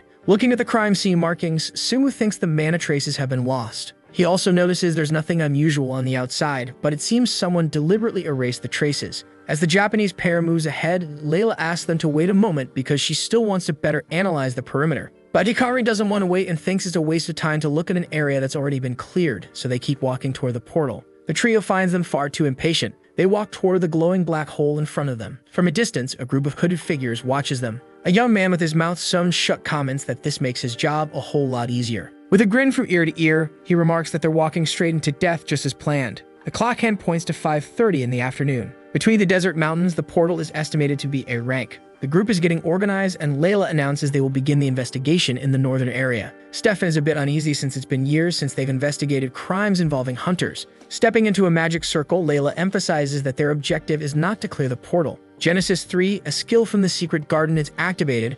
Roots grow like vegetation on the ground and detect mana and living beings. Several strong trees and trunks erupt from the soil with a loud rumble. The leader reiterates that their main objective is to find clues about the drug. Stu analyzes the skill and reflects on it. As she steps out of the circle, Layla says she didn't detect any monsters within a 30-kilometer radius. The hunter watches the strong branches grow, and the leader says she'll do her best to detect enemies, but detection weakens at the borders. For now, her suggestion is to divide the area within that range and begin the investigation there. She reminds them that their priority is to preserve the scene, avoiding any combat unless the monsters attack first. Hikari orders Kumo to sweep the area. Sue starts walking, saying she sure knows how to act like the boss, but the Japanese woman says she's more than qualified for the job. Layla suggests they split up to begin the search. Each person heads in a different direction, and the leader instructs them to report immediately if they see anything unusual. The hunter questions the point of forming a team if that's how they're going to handle the situation. For comments that he really is a lone wolf, the young man continues walking and examining the ground. Right away, he notices a black mark on the ground with smoke rising from it. He crouches down to analyze it and says someone definitely tampered with it before. Picking up the powder in his hands for notes, it looks gross, while Suwu feels it between his fingers and explains that the mana embedded there isn't natural. He then contradicts himself, saying it actually feels like demonic energy. Suwu collects a sample of the material and puts it in his pants pocket. An old man answers his phone. He's outside the portal, high up on a mountain. Reporting to his master on the other end, he says he's been observing and has identified a strange group entering, a total of 5 hooded individuals. He exchanges information with Suwu, emphasizing that the group seems dangerous and that he can intervene if the young man deems it necessary. However, he believes it's better to stay on alert in case they block the exit from outside. After the call ends, Fur asks how long the old man has been following them, and the hunter says since they arrived in the city. He points out that the man is an expert in disguises and that Saiwa asked him to follow them without raising suspicion. The little bat is impressed, and the young man boasts, saying that if you've already committed a crime, you've got to find a way to make a living. Returning to his observations, he wants to discover what was planted in the soil that contaminated the local mana. The sun is setting, and the hunter says things are about to get very annoying.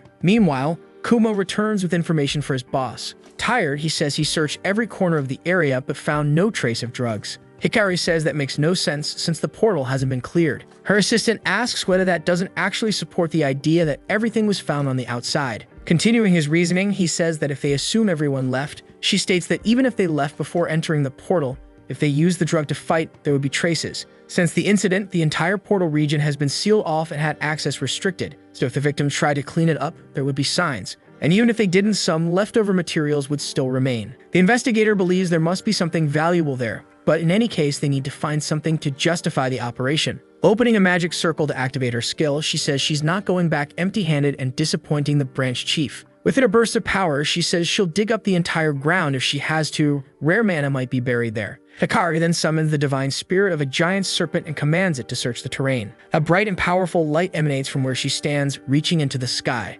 Layla is terrified when she sees it from afar, especially since she wasn't informed about this action. Stefan runs to check what it is. He rushes off, leaving her alone. Without her noticing, the hooded group quickly surrounds her. Keimu praises the Japanese woman as her serpent flips all the soil upside down at incredible speed. Proud, she says now they'll really see if there's any mana or drugs buried there. But to her surprise, more bodies emerge from the rubble. Worried, she asks if those are corpses, but Camus denies it and runs in front of her. The creatures begin to rise like zombies as the young man explains they are undead that feed on darkness. They rise, hungry, and advance toward them. Camus takes a battle stance against the ghouls. He points out that he's never heard of them acting in groups like this. His master says they'll figure out why after they've taken care of them all. With a command, she orders her serpent to devour the monstrous bodies. The glowing beast obeys, slithering toward them with its sharp teeth and enormous tongue hissing. The weight of its magical body crushes rocks and smashes the zombies. Satisfied, the Japanese leader says loudly, as if scolding them how dare they mess with her. But she celebrates too soon and more undead begin to rise. Her assistant runs, wondering how many of those things are out there. He shouts a warning to the others who are approaching. More monsters close in from behind while she fights on one side. Stefan intervenes with his power just in time, stopping her from being hit. He then asks where all these monsters came from. Hikari questions how they didn't notice any of this during the detection phase, but Stefan says she shouldn't have torn up the terrain.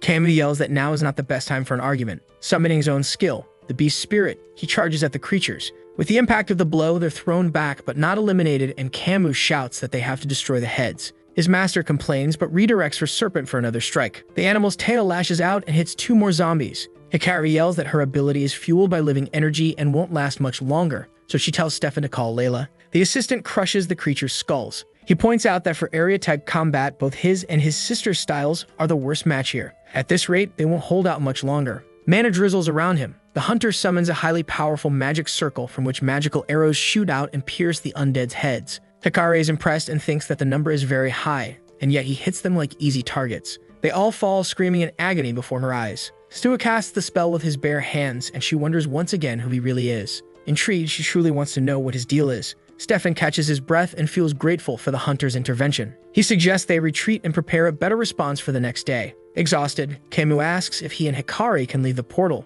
but she refuses. Sue tells her to stop being stubborn. If they keep digging everything up like that, they'll just damage the crime scene even more. Annoyed, she asks if he thinks it's fine to lose mana but not time. Out of nowhere, Camus points to something. Another group of undead is rising from underground. Once again, there are many, and Hikari asks why the hell Stefan still hasn't called Layla. He says he's tried several times, but she's not responding. The hunter, visibly worried, asks if Stefan left her alone. Sue takes off running, leaving the others confused as they deal with the monsters. The young man runs frantically while making a call to the old woman. Desperate, he gives the order for her to enter the portal. They need to track the location of the group that entered after them inside the portal. Reaching an area with rocks and mountains, he observes cautiously. Finding a crevice, he tells the person on the phone that he thinks one of them was taken. Layla is gagged. She thinks they've been ambushed. As she watches them, she wonders how they managed to get in if every path leading to the portal was locked. Robert asks his boss if he can kill Layla now, but the man advises waiting since she's bait to lure the others in. Clenching his fist, the old man continues, saying he can't allow any more mistakes or their group won't take control of the black market. He argues that in a world where awakened individuals are ranked by power, you have to ride the wave of the profits to come.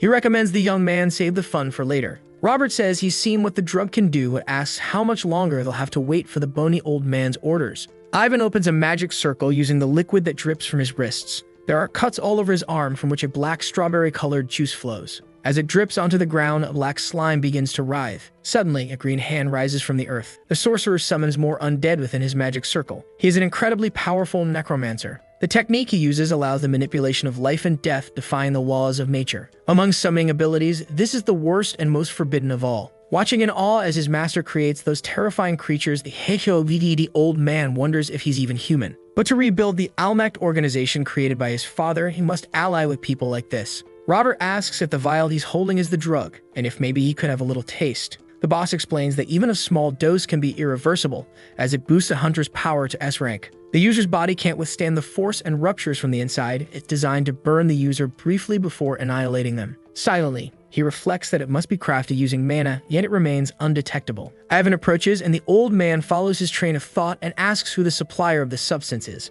The young man lets out a sinister laugh. Then he says it's pretty bold of the old man not to control his subordinates, draw investigators here, and still demand to know about suppliers. Stammering, the man asks if accidents like this aren't common when selling drugs. Mockingly, the young man replies that it's a good sign he's not ashamed, but that he won't be providing that information. After all, it would be a real problem if the stupid boss let something slip to the stupid subordinates. Robert becomes furious at how Ivan is talking and gets heated. The half-demon Kiki approaches, telling them to stop making noise since the investigators are still nearby. Ivan seems surprised to see her and asks what he owes the honor of her visit to. Getting straight to the point, she says it looks like he's been doing unnecessary things. She doesn't want to interfere, but some of those actions are putting the entire half-demon group at risk in the name of IZ. The necromancer scoffs, asking if the old-fashioned leader is now going to lecture him. Ivan assures her that if anything happens, he'll just kill everyone and their leader doesn't need to worry. Kiki asks if he's been playing around creating corpses for so long that he no longer understands human relationships. The half-demon walks over to Layla.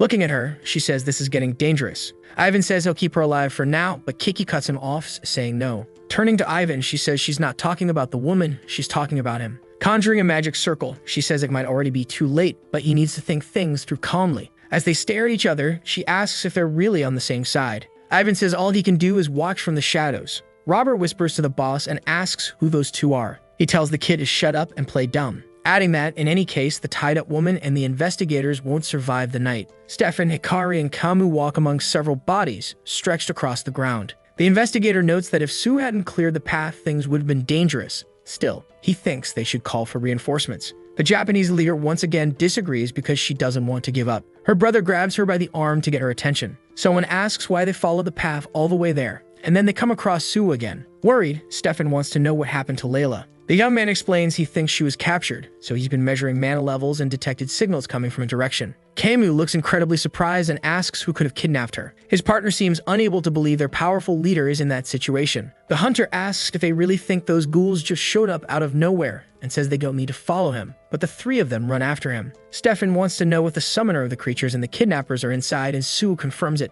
Hikari smells something strong. They enter a very deep cave, and Stefan wonders if their leader was dragged into that place. Soon, they come face to face with two men and an army of undead. Mocking the situation, Robert says it was nice of them to save him the trouble and come straight to them. The Japanese leader is stunned to see the intruders as her brother charges toward them. Without hesitation, Kamu summons his ability and goes on the attack. Robert gets hit and gets extremely angry, asking if government employees have no manners. He shouts that he's going to make them obey immediately, while Kamu doesn't care and keeps pounding the zombies. The evil boss mocks these youngsters for being just brookies. With his hands, he opens a magic circle and summons the skill Wolf's Spear. A wave of golden lightning surges toward the investigators. Sue becomes extremely irritated by this. The battle begins and several magical points flare up as the young man creates a wall of rock to block the attacks. Hikari thinks about what to do in this situation, since the space is too tight for her to summon the serpent, so she decides to use the distraction to try and find Layla. However, as she moves away from the group, she immediately runs into Ivan. Fearless, she demands that the necromancer step aside immediately. Casting a power at her, Ivan says she's beyond saving. Kenmu runs toward her, shouting desperately. Looking at them, Suwoo sees something terrifying. She is running in panic in the middle of that battle.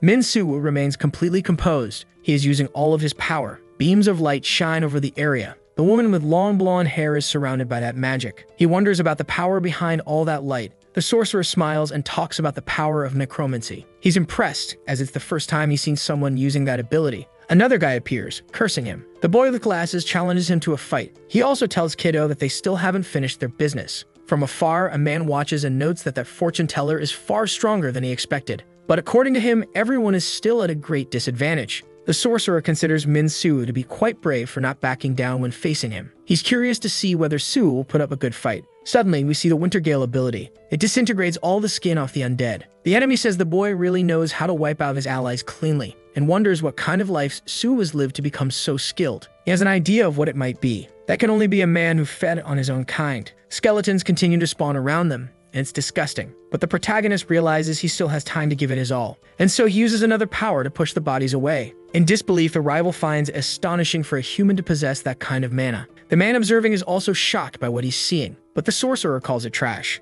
He considers it nothing more than cheap garbage for first-grade humans. Min Suwoo only listens to the insults in silence. The one who hired the demon for that job was a human, and he finds that very amusing. He says he only accepted the job to help trash like Suwoo be reborn. To him, humans are far more useful when they're dead. Deep in thought, Min Suwoo realizes that all of it is true, and that someone caused all this chaos. He says the demon's noble cause is a disgrace. The sorcerer is offended that a human was able to understand that. Everyone keeps unleashing their powers with fury. He also says the protagonist seems very busy, but Suwoo just keeps observing. Frustrated, the rival asks how long he's going to keep that expression. Then Suwoo comments that half-demons don't use mana, they use demonic energy. That catches his enemy's attention. He asks what he just said. The warrior says he's a half-demon, a cursed bloodline abandoned by both demons and humans. Even so, he's still here, using his weak powers and thinking he's better than everyone else. That enrages his enemy. He even calls him human scum. The warrior notices that despite everything, his attacks are slowing down. He asks if Free is ready again because he's about to use his powers.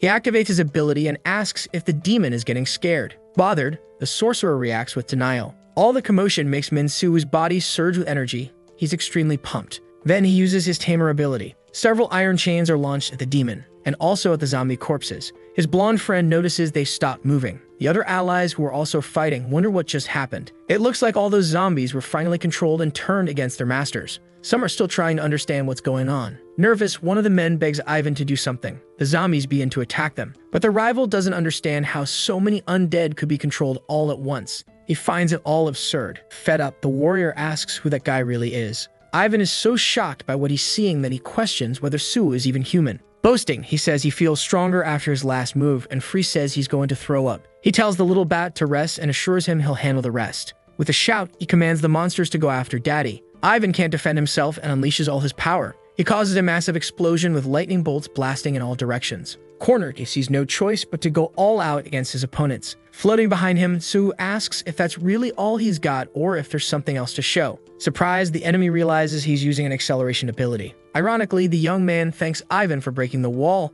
then conjures a spell of golden lightning between his hands. The intense glow blinds everything and nearly renders the half-demon unable to see. Next, a burst of sparks explodes in Ivan's direction. Smiling, the half-demon girl steps in and places herself in front of her partner, creating a protective circle. With the word crow, she faces Suwoo with a smile. Bored, the young man says he didn't think she'd interfere all the way through and asks if killing's off the table. Sitting beside Ivan's body, the demon girl notes that he's still useful. But when he stops being, the young man can do whatever he wants with him. Kiki asks Suwoo not to fight the half-demon now, and the hunter considers backing off even knowing the threat he poses for the future. Analyzing the situation, he thinks he needs to prioritize, especially since his whole team is weakened. Besides, he knows the demon girl is more powerful than she appears. He asks her who the half-demon involved in the shady business it is. Kiki admits he knows a lot about the group, but says things are different now. The faction currently in power is moderate, but the incident with the bodies was caused by Ivan alone, using their name to accept the commission. Kiki clarifies that she doesn't know who his client is either. Suwoo becomes frustrated with the claim and asks how she can say she's uninvolved when Ivan acted alone and she doesn't even know who's behind it. She denies involvement, explaining that she only intervened to keep Ivan alive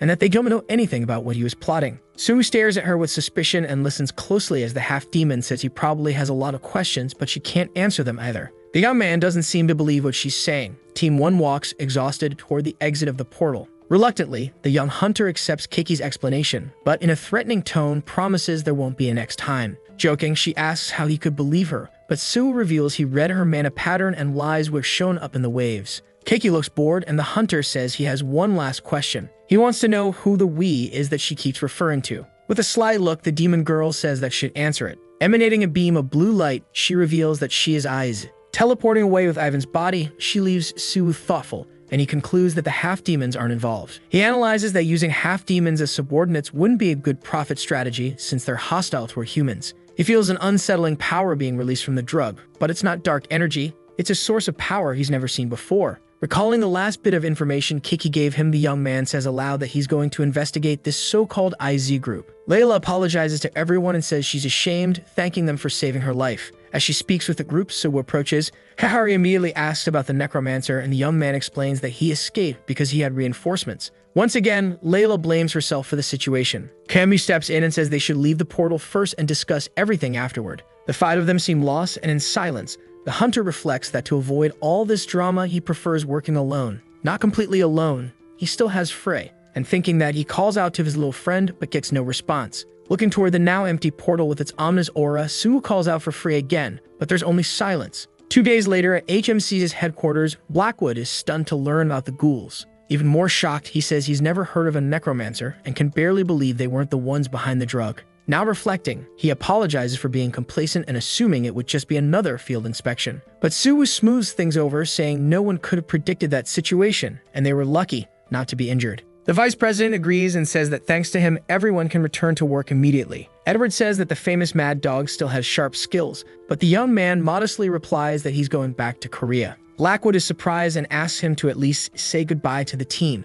but Sue claims he's too busy for that. While walking down the street, someone catches his attention. It's none other than the Japanese leader who suddenly appears in his path. Humbly, Hikari thanks him for healing her and says she showed a pathetic side this time. As she walks past him, downcast, she says that next time she'll definitely be of more help. Sue doesn't really care and keeps walking. Now the young man is more concerned about Frey's absence, who hasn't shown any signs since that day. While flying back to Korea, he thinks there's no issue in using the abilities he got from the little bat. The hunter wonders when that little guy will wake up again. The secretary reports that the Middle Eastern branch identified the Almec group as active in the drug market and that they attacked Himwon. Even so, they weren't connected to the drug's production, but after the death of their leader, the suppliers cut ties. Looking through the paperwork, Blackwood asks about the status of the portal. Showing photographs, she points out that it was damaged due to combat and should be closed soon, concluding that things will get complicated if the faction leader thinks they destroyed the crime scene. Blackwood sighs and asks why bring up that topic, but the young woman argues that all the advisors are under the president's control. She reminds him that Director Karjal Dwan is monitoring Blackwood's actions and will definitely stir trouble over the case. As she says they need to minimize risks, someone suddenly opens the door, sarcastically noting they forgot to knock. It's none other than the special hunter from the division, Karjal Dwan, the very person they were talking about. Walking toward the desk, the old man already starts talking, saying he heard about the drug investigation and that things didn't go as well as the vice expected. Provocatively, he says rumors have already spread and everyone knows Edward even hired an Asian hunter to help with the investigation, emphasizing that on top of everything, the team damaged the site and returned without any significant leads. Irritated, Edward Blackwood points out that Juan is wrong and that the team fought and defeated the intruders who attacked them. The man says they only found a small organization and uncovered nothing, while the esteemed vice recruited just some random hunter. Blackwood stares at him, visibly annoyed, and Juan asks if at this pace the investigation won't be severely delayed. He then proposes that they make the investigation public. Letting out a sarcastic laugh, the vice doesn't hide his outrage at the idea, explaining that if the information leaks, more people will learn about the drug's existence, and the situation will spiral out of control. Juan adjusts his suit cuff and maliciously counters by asking if the goal isn't to eliminate the supply chain. Leaving, he stirs unease in the air by saying that even without making it public, those who want the drug will get it anyway. He ends by suggesting they listen to the opinions of other special hunters like himself. The vice president is deeply irritated by the conversation. Sue learns about the possibility of the case going public over the phone and completely disagrees with the idea. He emphasizes that he intends to wrap this up with his own hands, although the case is more complex than he imagined. In the same meeting room, the bald man comments that he saw someone use necromancy with his own eyes. Meanwhile, the young man continues on the phone and says he's investigating Pandemonium and IZ, but hasn't found anything significant yet. He spins a pen between his fingers while listening closely to Blackwood. Regarding the portal, the vice says that after they returned, he sent another team, but the portal is useless and nothing was found. Sue seems interested in this information and listens as the Vice explains that due to the bodies, the portal was classified without prior analysis. The fact that only Carrion remained proves that the necromancer and the Almet had already been there. Lockwood asks the young man's opinion while he reflects on the trio they faced. Portals are like mouths connecting dimensions, and there's no way of knowing their origin, so they couldn't predict where an empty portal would open. The hunter makes notes and mental maps of his clues. He speculates that maybe that wasn't a real portal. Scratching his head, he suggests it could be just a magical dimension disguised as a portal to sell drugs. Edward laughs on the other end of the line, saying that would be impossible. Either way, he knows his friend has good instincts and will investigate that angle too, hoping Sue will continue contributing. Then the call was ended. Immediately, one of his proteges interrupts him, asking if they can play, while the old man in disguise scolds the boy for that. But Sue accepts his colleague's invitation. One of them tries to slip away quietly, but is stopped by the bald man. After a few stretches, Sue thinks Free might finally wake up. The silence of the night falls over downtown Seoul. Some people are gathered in line for a nightclub. Inside, a group of young people dance. A well-dressed young man walks among them. Stopping in front of the VIP door inside the venue, he orders the security guards to step aside. But one of them says the password, "Shadows have no color," to which the young man replies, "Only the red strawberry juice remains." The door opens for him. Inside, a young man waits for him standing. Wearing sunglasses and holding an intimidating posture, he greets him, saying it's been a long time since they've seen each other. The visitor agrees and asks if things are going well. Observing his guest, the young man says yes and wants to know if the Great Sink is with him too. Sitting on the couch, the young man says the drug investigation has broken out in Korea and they'll suspend trips for now. Agreeing with the decision, the boy snaps his fingers and says he'll arrange security for his departure then. At that moment, a woman enters the room swiftly. Stopping in front of the man, she lights her cigarette while he says that the police are messing everything up and he can't return right away. Another man arrives and is surprised by the tattooed man's visit. It's a young man made up like a clown who seems pleased to see his ally from Jongkwon. John sarcastically comments on his arrival, saying he's always very punctual. He then apologizes for making the guy distribute such a large amount, explaining that there will be interference even before things begin. Pointing to two briefcases on the table, the assistant shares the good news and asks if the clown wants to check what's inside. The mobster unlocks and carefully opens it. Faced with a pile of cash, he's left in awe.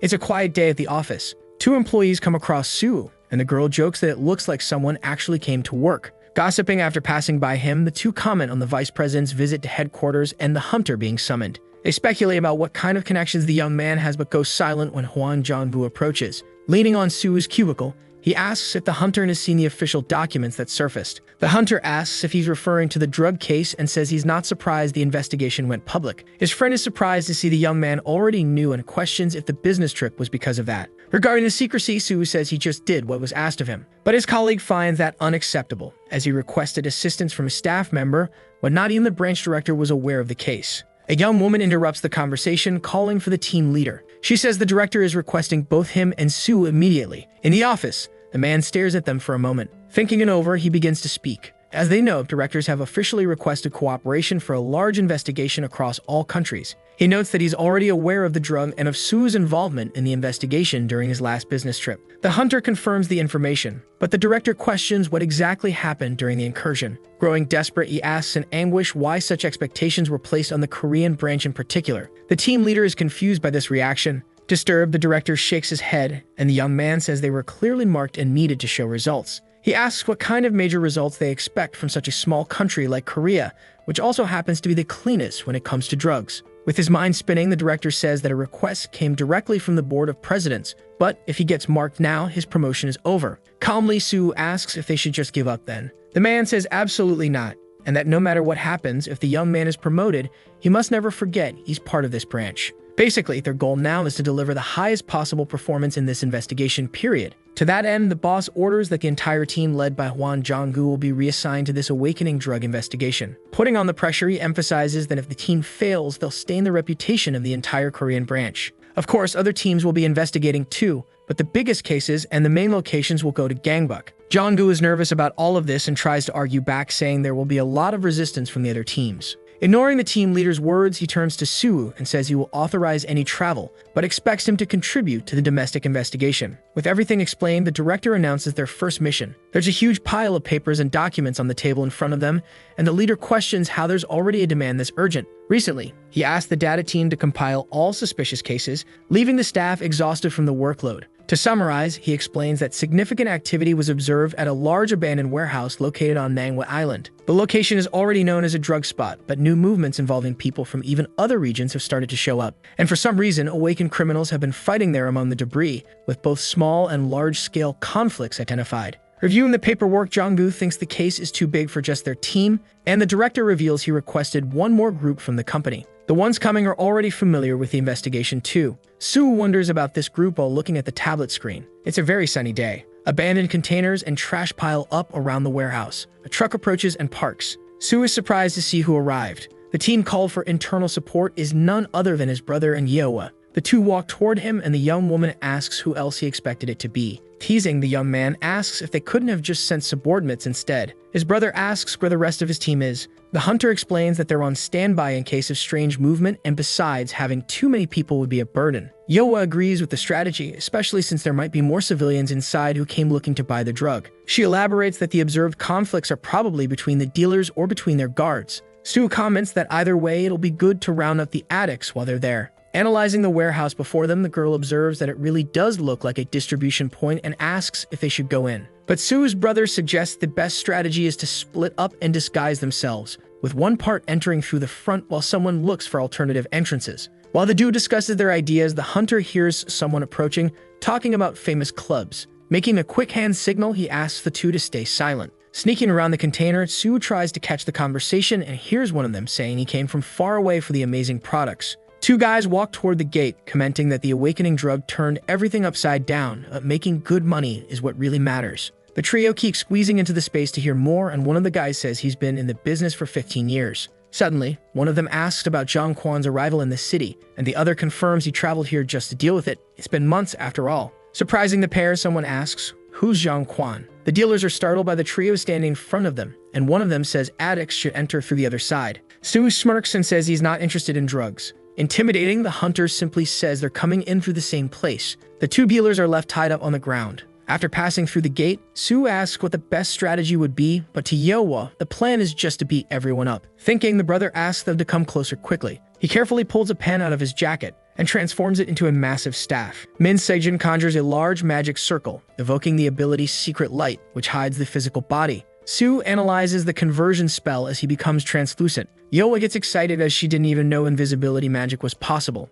The young man explains that elemental magic is his specialty and it can be used in countless ways. He then explains that the refracted light hides their appearance. Sue comments that if Free were with them, he'd be thrilled to eat that ability. His brother then asks where the bloodsucker went, and the hunter dodges the question. Proudly, he comments that Sejun has grown a lot. Embarrassed, Sejun asks not to be treated like a kid while Yeowa demands recognition too. But the hunter loses patience and urges the two to hurry up and get this over with. Inside the warehouse, a few men are talking. A sale is announced loudly. Negotiating, one of the dealers tells a customer he can't sell at that price. Among syringes, some addicts lie on the ground as the high hits them. Invisible, Yeowa crouches near them to get a better look and sees no signs that they use the awakening drug. Saijin comments that a substance like that should be sold in a more private location and suggests they listen in on conversations to find out more. The young woman points out that the place is massive and has way too many of those guys to arrest, but Sue's brother disagrees, saying it's useless to catch them if they'll be released the next day. Even if they shut down one of these markets, another will pop up. It's only effective if they dismantle the organization itself. The pair notices someone making a strange noise.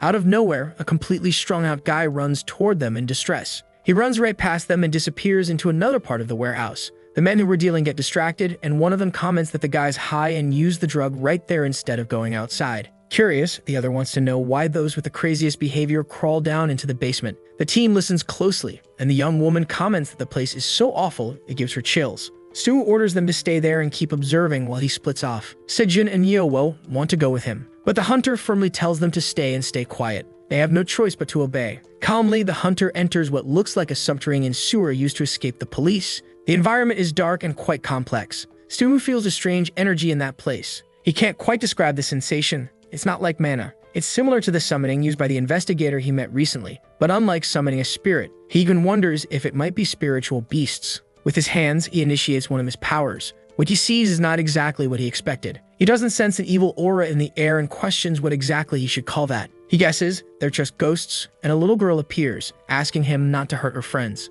The protagonist is startled and wonders how she was able to see him through his ability. He observes her, a dirty and lost child in that place. He asks who she is, and the little girl answers his question with one of her own. She says that place is her home. Su questions how a sewer could be her home, and the girl replies that home is wherever her body can rest. The warrior has another question for her. He wants to know where her parents are and why she has so many injuries on her body. The girl says her parents abandoned her to buy weed. She's alone there. And the injuries happened while she was searching for food. Concerned, Su asks if she's been living there alone with those ghosts. Suddenly, the little girl begins to use her power. But she says her powers are weak compared to Big Brother's, and the protagonist realizes she's the one who made those ghosts visible. The girl confirms it and says her friends protect her, warning her when the bad men are coming and showing her how to navigate the maze. With a smile, Su says that's a good thing. It'll probably be useful for him. He asks what her name is, and the girl says it's Cyan. Then the young man says they should ask her friends for a favor and asks if they can find the bad men in that labyrinth. Cyan confirms that yes, they can. On the other side of the room, a thug asks if that was really what he thought it was.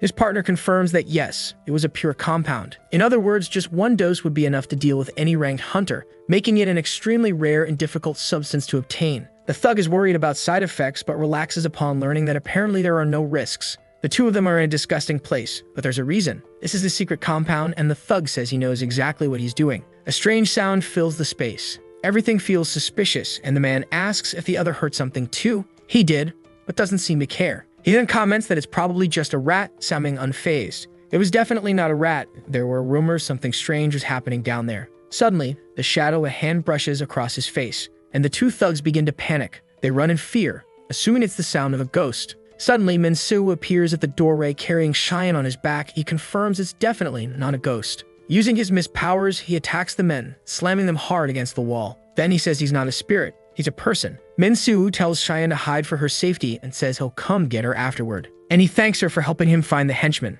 Ironically, he asks why the guys didn't share something so good with him too. Min-Soo tells the man to get up, but nothing happens. Maybe Soo hit them too hard. That mysterious compound was on the ground next to the briefcase and had been transported in, but it looked damaged. Our hero already suspected that the compound was in Korea. Soo is caught off guard by an overwhelming presence. It was a guy with scars on his face who mocked the protagonist, calling him a little rat. The henchmen try to figure out how Soo found that desolate place where they were hiding, maybe word of the compound had already spread. But the scared man disagrees. He believes there's a traitor in the group. With the hero under his foot, he suggests the others take Soo out of there. Still on the ground, Min-Soo summons his powers. Large beams of bright purple light fill the room. They hit all the surrounding enemies, but the scared man wouldn't be defeated that easily. Our hero realizes his opponent is faster than he expected. In this battle, the enemies start devising a plan to counterattack Soo. Soo wants to know where these guys came from, but he is interrupted by his opponent, who noticed that Min-Soo hadn't taken the damage he expected. All the thugs surround the protagonist, mocking him, saying he pretended to be dead.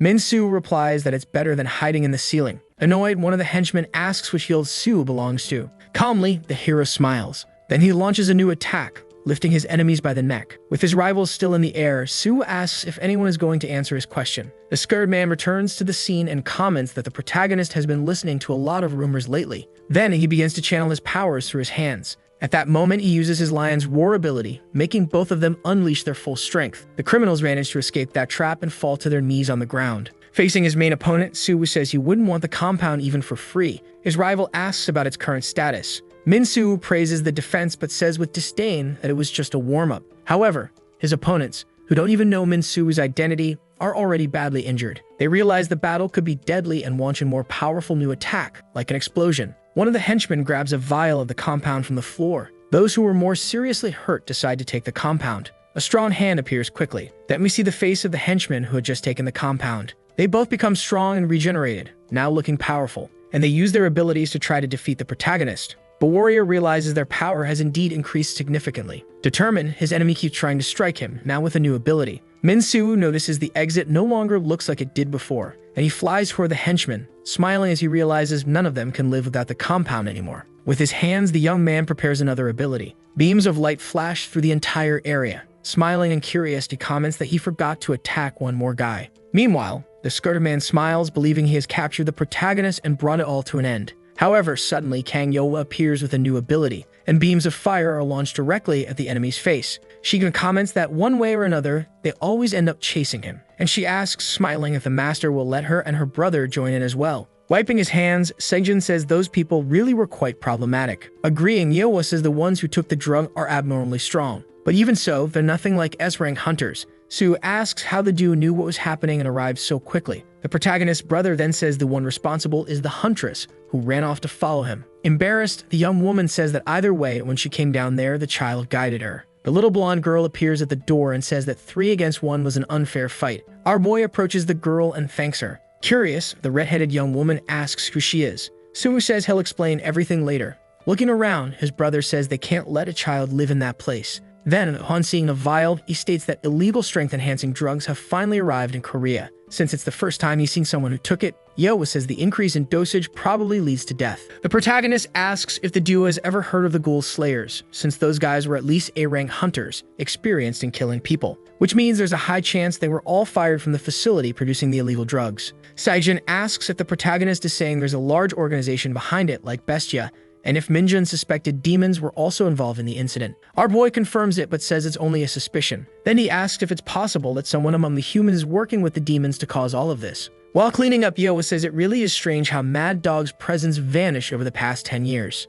If that's true, it could even cause a war between humans and demons. Sue agrees that there are at least 10 of those bastards, but since the trio is still breathing, it would be better to take them in for further investigation. Suddenly, the little blonde girl warns that she's detected something dangerous approaching. Quickly, Sijin and Yeowa go on high alert. Grabbing the child, our boy manages to shield her from the massive explosion that follows. Then, someone approaches and says the protagonist should have done a proper cleanup instead of leaving the guys alive. So now we'll show him how it's done. We see that the man in blue has brought his battalion. Our boy asks if the group operates in even and odd numbers. Protected by Sejun, the little girl begins to leave the room while the young man thinks the mana levels of that group are different from the ones they fought earlier. Stepping forward, the protagonist says the criminals arrived at just the right time and asks if the man in blue is the boss, while wondering in his head if the Blue Flower Guild leader sensed something. Then he says that since 2 of the enemies are S-rank hunters, they'll need to take everyone out right here. The guild leader says the boy doesn't need to know if he's the boss. After all, he's going to kill them all. Saijin says his brother can leave the hunters to him, while Yeowa says she'll provide cover. Without hesitation,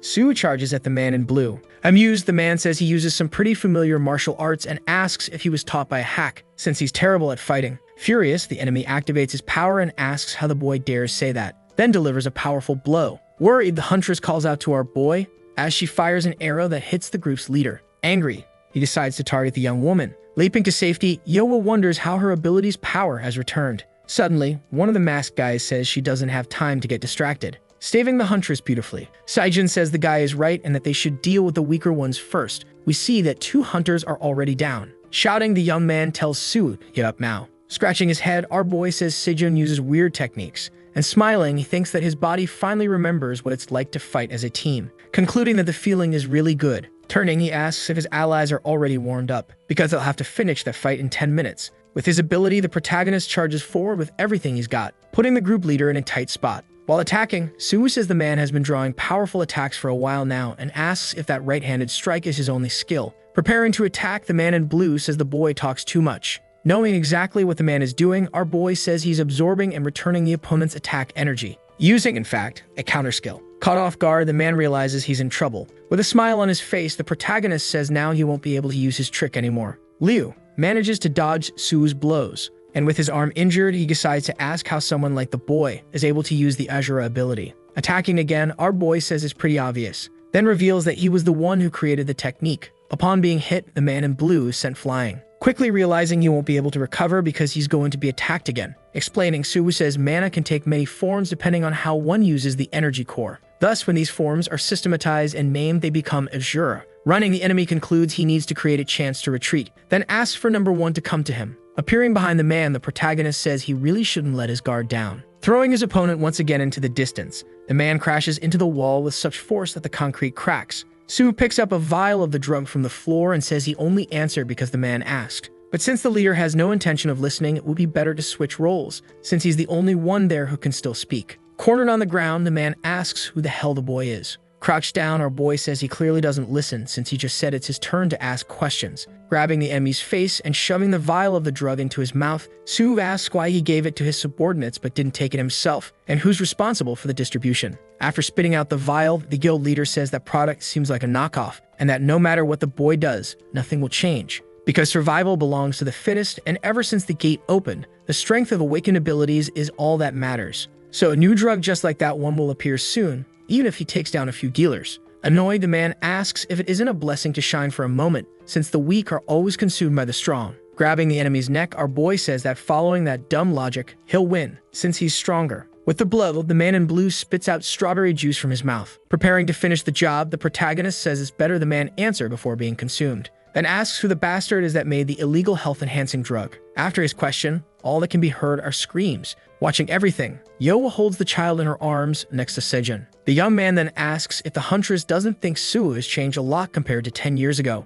Smiling, the young woman says yes, he's gotten stronger and more ruthless. After all, no one can spend 100 years in a completely unknown place and come back the same. With arms crossed, the glasses-wearing young man says his brother seems like someone who came back after losing something, often acting as if he weren't even human. Disagreeing, the huntress says the young man still has the same essence and will find what he lost. Suddenly, our boy interrupts the conversation and asks what it is that he lost. Sejun says nothing and asks if he found out anything. Wiping his face, the protagonist says he didn't find out much, only that the distribution of the drug began simultaneously in several regions, with the main hub for Asia being in China. Since the guy exploded before saying anything else, probably because of a man oath. Worried, the young man in glasses says in that case they better head back. Still holding the child, Yeowa says she'll try to find the girl's parents. Thinking, Suwu says that if they don't end the operation soon, the drug will spread uncontrollably. Then concludes that there must be a control point for the Korean region. We're taken to Nara, a private club. Inside, a man with a neck tattoo asks what they mean by the factory was abandoned. In front of him, another young man says HMCS raided the location and because of that, they lost contact with Liu and most of the group of Oni assassins. The tattooed man then asks about Pu. The younger man says he's very anxious from not hearing about his twin, but is still under Daejeong's orders. Annoyed, the tattooed man says that's awful, since he was planning to return home the next day. Suddenly, his phone rings. Answering it, he asks Daejeong what's going on. Daejeong then says he heard the Korean operation ran into a problem. Confirming, the man says that just as he was instructed, they released the drug in several regions at once, which made them catch the scent. Smiling, the man in red says he already knows, after all, he was the one who leaked the information to the HMCS, because even if they lose a few trade points, it's only a matter of time until they gain full control. While HMCS will stay busy with abandoned factories, so the man should focus on moving more product. Worried, the short-haired man says that if he does that, he'll be tracked, which isn't good, especially since they already lost contact with Liu and the Oni assassins. Daejeong tells him not to worry because the team signed a confidentiality contract.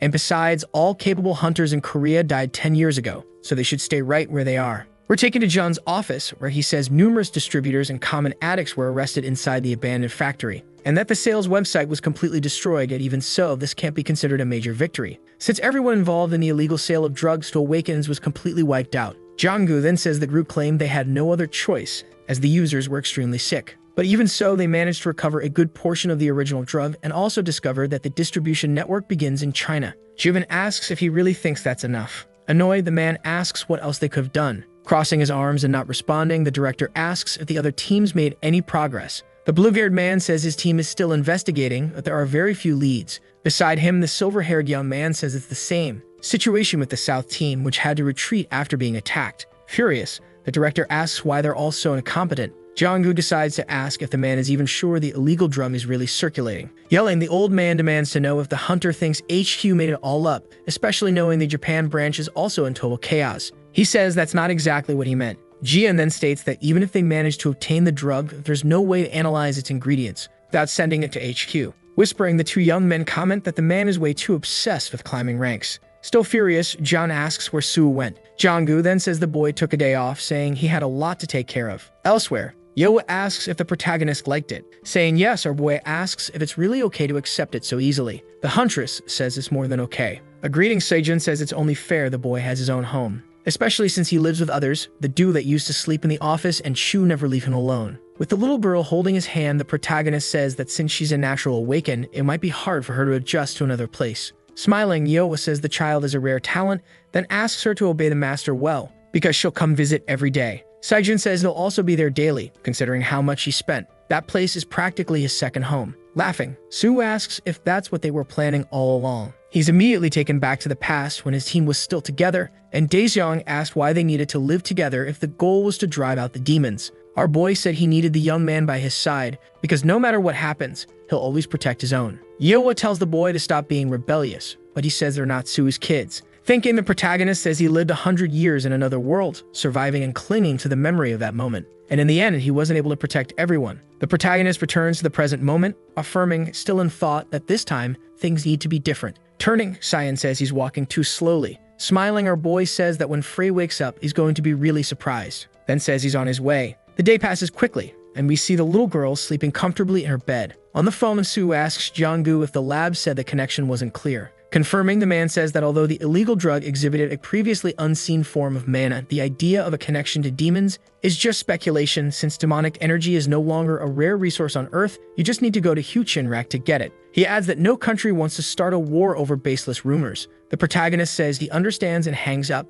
then states that unfortunately, demons have earned humans' trust. Sorting through boxes, he thinks about how it feels like they're being led off track. And with no leads on pandemonium, the investigation might come to a halt. Possibly the only solution is that Minjun researched demonic energy. Our boy decides to do more research on the computer. He quickly finds an article written by his disciple discussing the correlation between demonic energy and soil contamination. However, when trying to access it, he finds the blog is restricted. Irritated, Suwu says that, as always, the security is too strict, then wonders if it's really just a coincidence. Suddenly, Shan appears and asks what he's doing. Surprised, our boy says he didn't know she was still awake, telling her she should go back to bed soon if she wants to grow. Holding her bear, the little one says that even when he whispers, the ghosts, they still tell her everything. And shocked, the protagonist says it was just a short call, but the little girl says it's always been like that. And that's why she heard everything those scary men said before he arrived. Curious, Sue asks what she heard. After a few seconds of silence to remember, Cheyenne says she heard that John Kian entered the country, and that the goods were unloaded in Narakud to be spread everywhere. Elsewhere,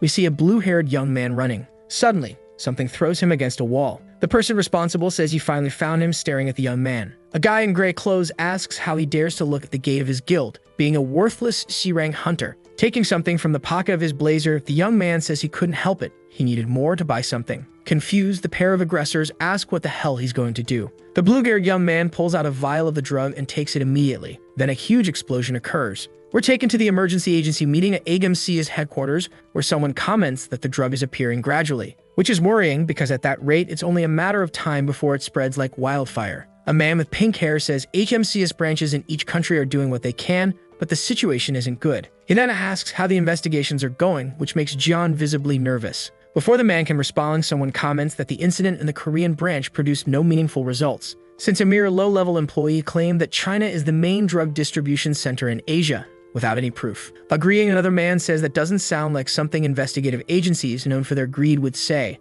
A bearded man asks the others to stop being so harsh on the vice president, since he must have his reasons. Therefore, it would be better to entrust overall management of the case to the hunter who said those things about the distribution center. After being completely pressured, Jian decides to agree. 2 days later, at the Korean branch of HMCS, Jong-gu asks how come Sue will be the general head of the investigation, then states he's clearly being used as a shield. Agreeing, Sue says it probably has more to do with the internal power struggle at HQ than with any real expectation of results. That's why the man should try to find something for himself first. Looking at the paper the protagonist handed him, the team leader asks what Narak is. Explaining, our boy says it's testimony from a child who was in the abandoned factory, and that Narak is a key word. The man says that could be a bar, a restaurant, or even a company. Our boy then asks how an investigative agency can't find where traffickers gather. Concerned, Jong-gu says the agency is still national, even if in a small country, and there's a chance the criminals didn't even register a commercial name. Sue then tells him to request investigative cooperation from the 7 major guilds of Korea.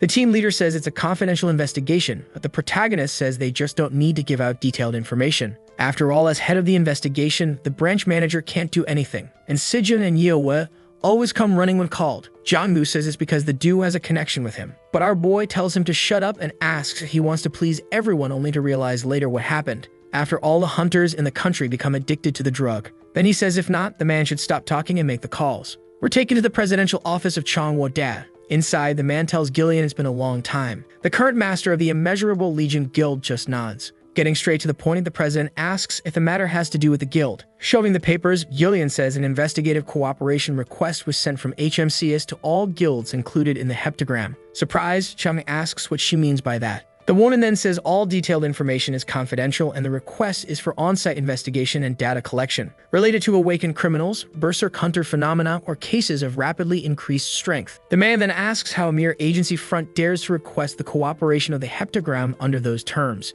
and if this could be the work of Mad Dog, who seems to be moving without restrictions. With his hand on his chin, the president says the woman can do as she pleases. After all, she's the master of the guild. Gillian picks up a pen and begins to write something. The next day, Jong-gu asks about the written refusal that arrived. The blue-haired girl says that all the guilds, except for Immeasurable Legion and Frozen Soul, agreed to the request. With his hand on his head, the team leader says that's actually good, since he thought all of them would refuse except Empire and Kingwa guilds. Stu enters the room and asks about the conversation they were having earlier. The man then says the boy arrived at the right time. Looking at the list of guilds that signed the agreement, the protagonist asks if it's rare for someone to transfer to HMCS after working at another guild. The blue-haired young woman says it's more common than he might think, and explains that, as hunters, the pay and treatment are lower compared to guilds, but there are also people with a sense of duty toward a public institution. The protagonist starts reading the guild names and says they should keep an eye on the guys from Diamond, White Lion, and Warrior King guilds, because there could be someone inside. Kim sees leaking information.